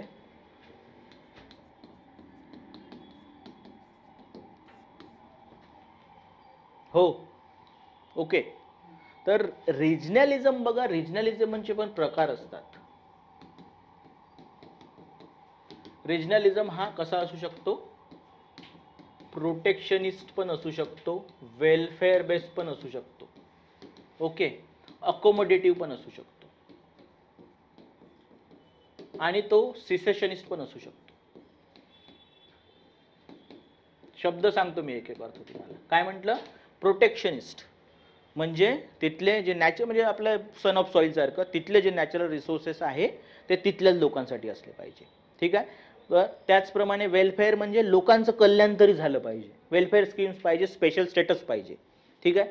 अकोमोडेटिव्ह म्हणजे लोकांच्या नीड जे आहे त्या अकोमोडेट झाल्या पाहिजे. सिसेशनिस्ट म्हणजे त्यांचा अर्थ काय असतं माहिती आहे का? ऑटोनॉमी पण असू शकते, सिसेशनिस्ट असू शकतं. सिसेशनिस्ट म्हणजे बाहेर, फुटीरतावादी. याला काय शब्द आहे? फुटीरतावादी असा शब्द आहे. आता कसं फुटीरतावादी कुठे आहे लक्षात घ्या. सबनॅशनल टेंडन्सी आपण म्हणू. नागालँड. काय म्हणणं आहे नागालँडचं? की आम्हाला काय पाहिजे? नागालिम पाहिजे. काय म्हणणं आहे? नागालिम. आणि या नागालिममध्ये मग ते नागालँडचं आताचं स्टेट, ओके, अरुणाचल प्रदेशचा भाग, मणिपूरचा भाग आणि म्यानमारचा काही भाग, आणि असं मिळून आम्हाला एक नागालिम डिक्लेअर करायचं आहे. सोशलिस्ट स्टेट जे आहे ते डिक्लेअर करायचं आहे आणि भारताच्या बाहेर आम्हाला जायचं आहे. किंवा बोडोलँडचा पण एक आहे तसं ॲक्च्युली डिमांड, की सिसेशन झालं पाहिजे म्हणून. आसामच्या बाहेर एक स्टेट पण कार्व करण्याची डिमांड आहे त्यांची, किंवा वेगळं राज्य म्हणजे देशच झाला पाहिजे निर्माण. तर अशा जर टेंडन्सी असतील तर ते हानिकारक आहे. ते काय आहे? त्या राज्यासाठी पण हानिकारक असतात आणि त्या लोकांसाठी पण हानिकारक असतात आणि फेडरल स्ट्रक्चरसाठी पण हानिकारक असेल आपल्याला. ठीक आहे. पण जेव्हा तुम्ही प्रोटेक्शनिस्ट असता किंवा वेलफेअर बेस असता किंवा अकोमोडेटिव्ह असता, तर तिथल्या लोकांना काय म्हटलं, बिहारमध्ये आपण रिजनलिझम आहे, त्यांचं काय म्हणणं आहे, आम्हाला सर वेलफेअर पाहिजे, स्कीम्स पाहिजे, सेंटरकडून फंड पाहिजे, आम्हाला स्पेशल स्टेटसचा दर्जा पाहिजे. मग असं याच्यामध्ये काय होतात की नवीन नवीन स्कीम येतात, फायनान्स मिळतो आणि याच्यामुळे काय होऊ शकतं, लोकांची प्रगती होऊ शकते. किंवा महाराष्ट्र ऑलरेडी प्रोग्रेसिव्ह स्टेट आहे, पण तिथल्या लोकांना जास्त प्रिफरन्स असला पाहिजे, म्हणजे प्रोटेक्शनिस्ट जर असेल तर तिथल्या लोकांना जास्त नोकऱ्या मिळू शकतात, एज्युकेशन मिळू शकतं, वेलफेअर मिळू शकतं. त्याच्यामुळे त्या लोकांना काय होईल, याचा फायदाच होईल. तर रिजनल टेंडन्सी समजा वेलफेअर बेस असेल, अकोमोडेटिव्ह असेल, तर लोकांना फायदा होतो, पॉझिटिव्ह इम्पॅक्ट होतो. पण समजा ते सिसेशनिस्ट असेल, म्हणजे फुटीरतावादी असेल, such as Nagaland, Bodoland, Jammu and Kashmir, तर तिथल्या लोकांना ते काय असतं, नकारात्मक इम्पॅक्ट करतं, उलट त्यांचं त्याच्यामुळे काय होतं, नुकसान होतं, असं आपल्या लक्षात येत आहे. कळत आहे का सांगा पहिले मला थोडंसं पुन्हा. काय म्हटलं, रिजनलिझमचे पण काय असू शकतात, प्रकार असू शकतात. प्रकार जर सिसेशनिस्ट असेल, म्हणजे फुटीरतावादी असेल, म्हणजे इंडियन स्टेटच्या बाहेर जाणे आहे तुम्हाला, तर त्यावेळेस ते हानिकारक आहे, सिक्युरिटीला हानिकारक आहे, फेडरल स्ट्रक्चरच्या दृष्टीने हानिकारक आहे. ओके, पण आणि तिथल्या लोकांच्यासाठी पण हानिकारक आहे. पण जे समजा प्रोटेक्शनिस्ट असेल, म्हणजे तुम्हाला जास्त प्रिफरन्स असणे, वेलफेअर म्हणजे कल्याण पाहिजे तुम्हाला लोकांसाठी. विदर्भाचं काय म्हणणं आहे सगळ्यात पहिले माहिती आहे का, की आम्हाला कल्याण पाहिजे. मराठवाड्याचं पण हेच म्हणणं आहे, म्हणजे तिथे सब रिजनलिझम किंवा रिजनलिझम आहे, सब रिजनलिझम म्हणू, पण त्यांना असं काही बाहेर जायचं आहे का, नाही. त्यामुळे जर तुम्ही ती डिमांड केली तर तशा स्कीम्स येतील, फायनान्शियल हेल्प होईल आणि लोकांचा विकासच होईल. ठीक आहे, म्हणजे या रिजनलिझममुळे काय झाला, फायदाच झाला लोकांचा.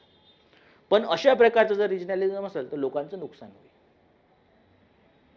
कळत आहे काय म्हणताय मी. तर फायदे तोटे दोन्ही होऊ शकतात.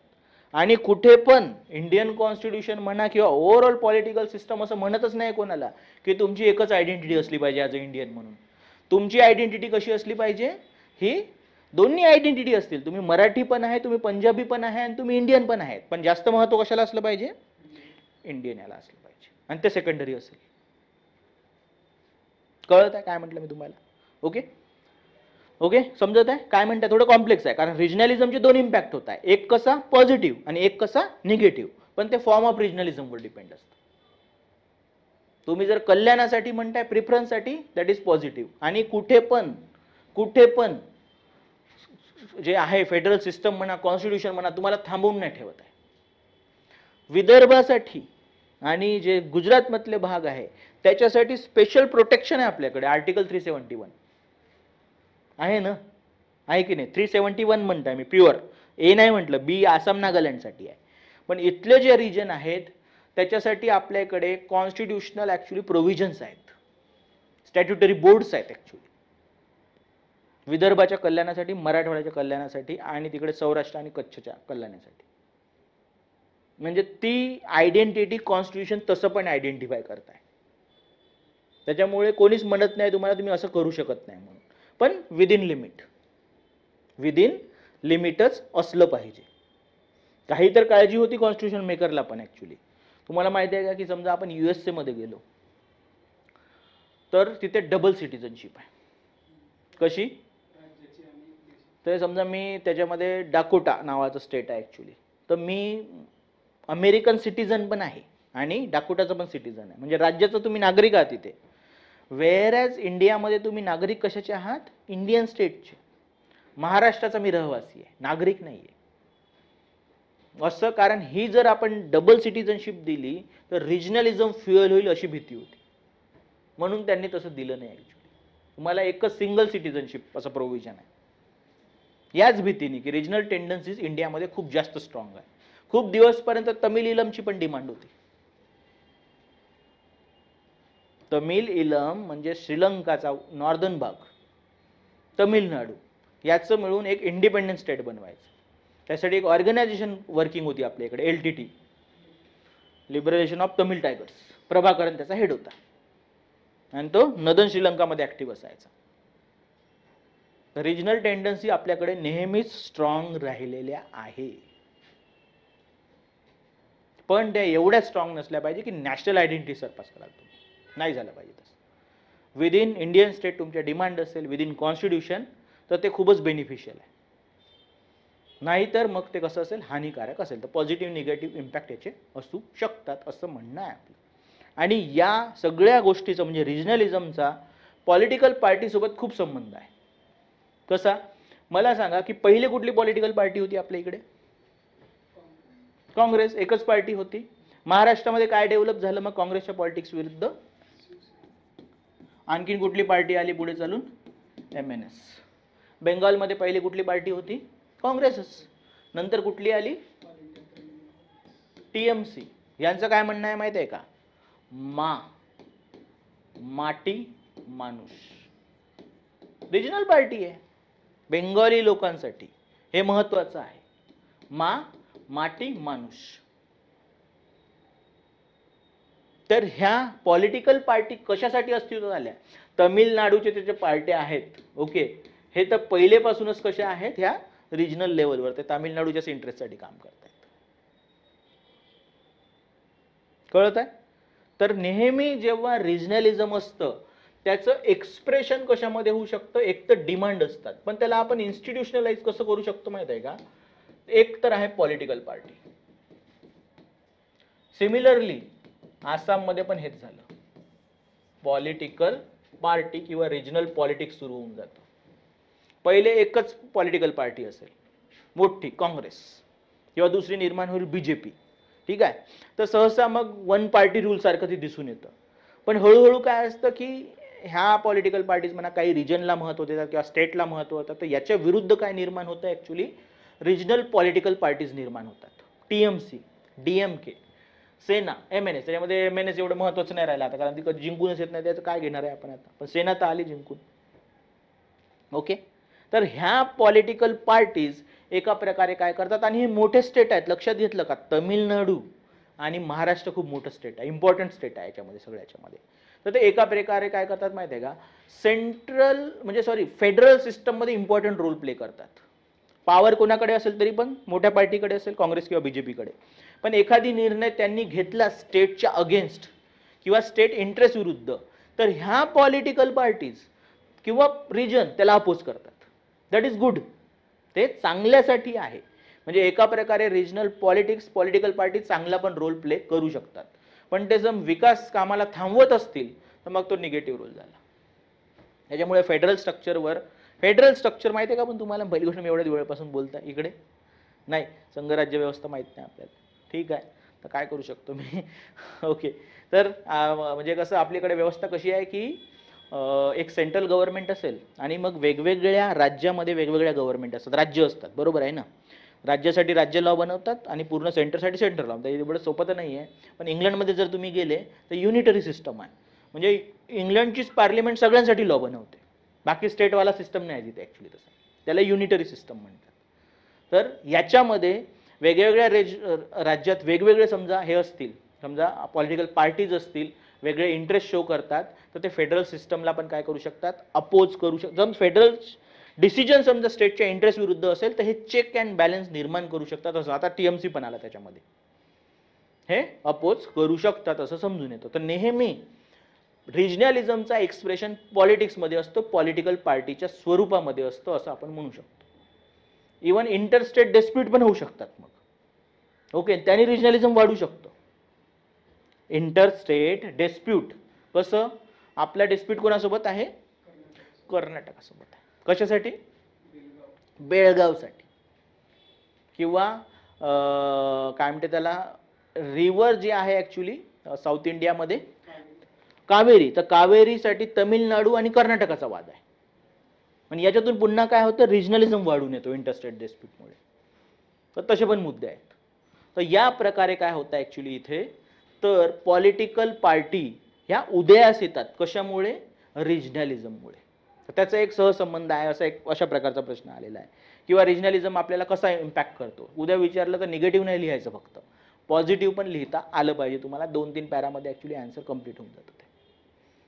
ते सोपा मुद्दा आहे ॲक्च्युली तसा तो. पण असं अजून घ्यायचं आहे, संपलं नाही आपल्याला. ओके, नेक्स्ट सेशनमध्ये मी तुम्हाला करतो ते कंटिन्यू. आता काही डाऊट असेल तर विचारून घ्या.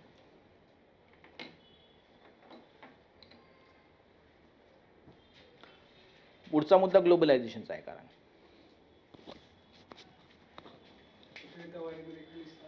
हं? खलिस्तान जे टोटल इंटरनल सिक्युरिटीज टॉपिक आहे, पण खलिस्तान इज ऑल्सो रिजनल मतलब मुवमेंट. त्याचा इम्पॅक्ट आहे ना, आता लेअर त्याला आहे, त्याला रिलिजियस लेअर पण आहे. ओके, आणि फॉर्म ऑफ टेररिझम आहे, म्हणून सहसा आपण तिथे त्याला चर्चेला घेत नाही. पण अकाली दल हे रिजनल पार्टीसारखंच ॲक्ट करतं. नॅशनल कॉन्फरन्स पण रिजनल इंटरेस्ट सांगतो होतं.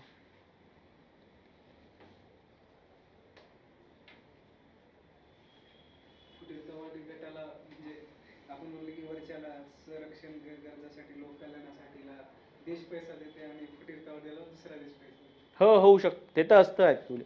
आता माहिती आहे का, जसं ते दुसऱ्या देशाचं वगैरे सहसा आपण कव्हर नाही करत त्याला, पण नागालँडला भरपूर कंट्रीजचा सपोर्ट आहे ॲक्च्युली, म्हणजे इन्क्लुडिंग एका काळी UK चा पण सपोर्ट होता त्याला, आता चायनाचा सपोर्ट असेल, हे चालत राहतात गोष्टी. आसाम फॉर आसमी जसं मोठं आंदोलन झालेलं आहे भारतामध्ये 1985ला, तेव्हा मग तिथे ट्रायलॅटरल ॲग्रीमेंट झाला तिथे की आसाम गव्हर्नमेंट, सेंट्रल गव्हर्नमेंट आणि तिथली स्टुडंट युनियन ज्यांनी ते आंदोलन केलं होतं की काय म्हणते त्याला, इथे NRC लागू झालं पाहिजे म्हणून. आसाम अकॉर्ड आहे, तर रिजनलिझमचं एक्सप्रेशन आहे. किंवा नेहमी शिवसेनेच्या भाषणामध्ये तुम्हाला काय मिळतं विशू, की आपल्याला बेळगाव महाराष्ट्रात आणायचं आहे म्हणे. आणि याचा अर्थ मला वाटते कुठेतरी कर्नाटकात पण हेच चालू असेल, हे आपण मेंटेन करू म्हणून. आणि याची केस चालू आहे, इंटरेस्टिंग माहीत आहे का. सेंटर म्हणजे सॉरी, याच्यामध्ये जो वाद आहे तो सेंटर सुप्रीम कोर्टात जातो.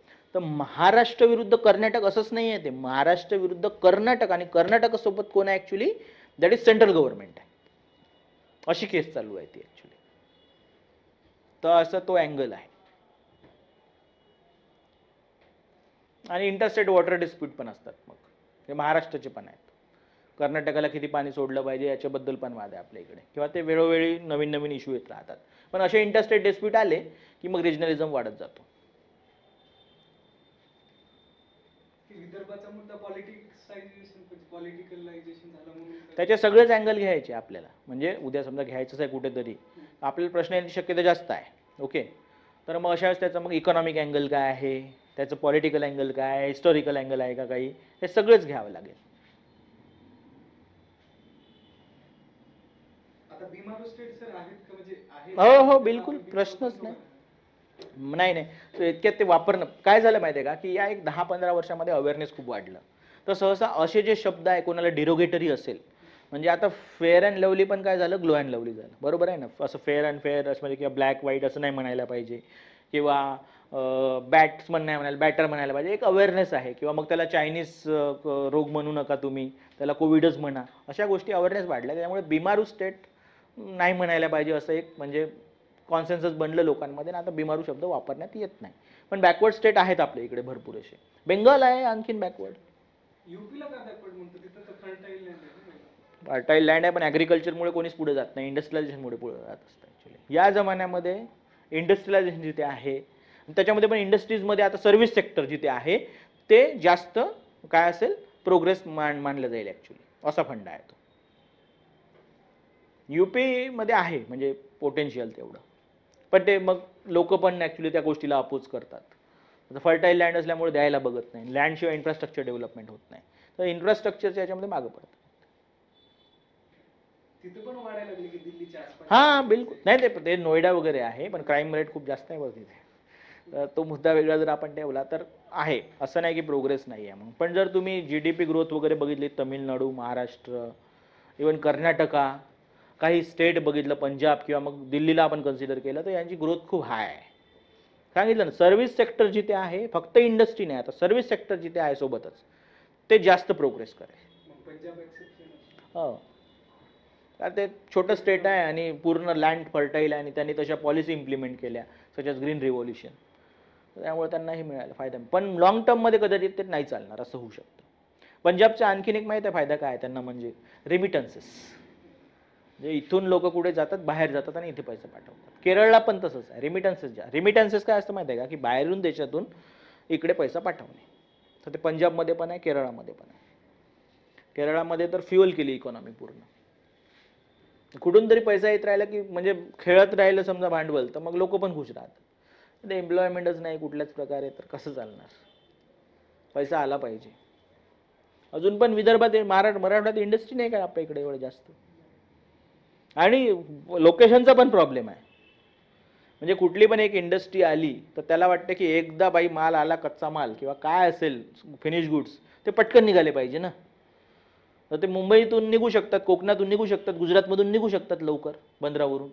हे म्हणजे एक माल बनणार कुठे 12 तासाच्या डिस्टन्सवर, नागपूर समजा आपण कन्सिडर केलं, आणि ते 24 तास, तर डिले निर्माण होतो ना, त्याला खर्च लागतो जास्त. मग ते नको आहे कोणाला. कोणाची दुश्मनी नाही विदर्भासोबत, कोणाची दुश्मनी नाही मराठवाड्यासोबत. ॲक्च्युली तो एरियाच तसा आहे. इवन म्हणजे जेव्हा 370 हे झालं होतं अबॉलिश, तर लोकांनी म्हटलं होतं आता इथे इंडस्ट्री येतील. अरे बाई, इंडस्ट्री आणायचं काम तर मराठवाडा आहे ना, तिथे विदर्भ आहे, पण ते लोकेशन तसं आहे. ते पण लोकेशन तसं आहे. That is not made for industries, that is made for tourism only.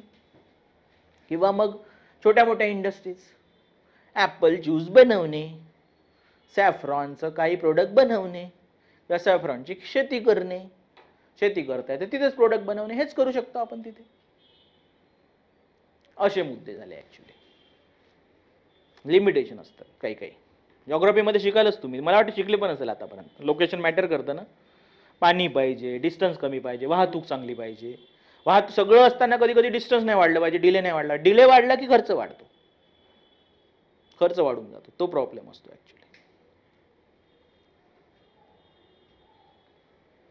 आता काही मग ते आमच्या इकडे विदर्भातले काही लोक, मग यवतमाळ वगैरे, आम्ही यवतमाळचाच आहे, मग ते कॉटन सिटी करतात. अरे कॉटन यार म्हणजे काही तुमच्याकडेच होतं का फक्त एकट्याकडे? ते ॲग्रिकल्चर बेस तुमचा कुठला पण प्रोडक्ट महाग नसेल. कॉटन काही खूप महाग नसतं.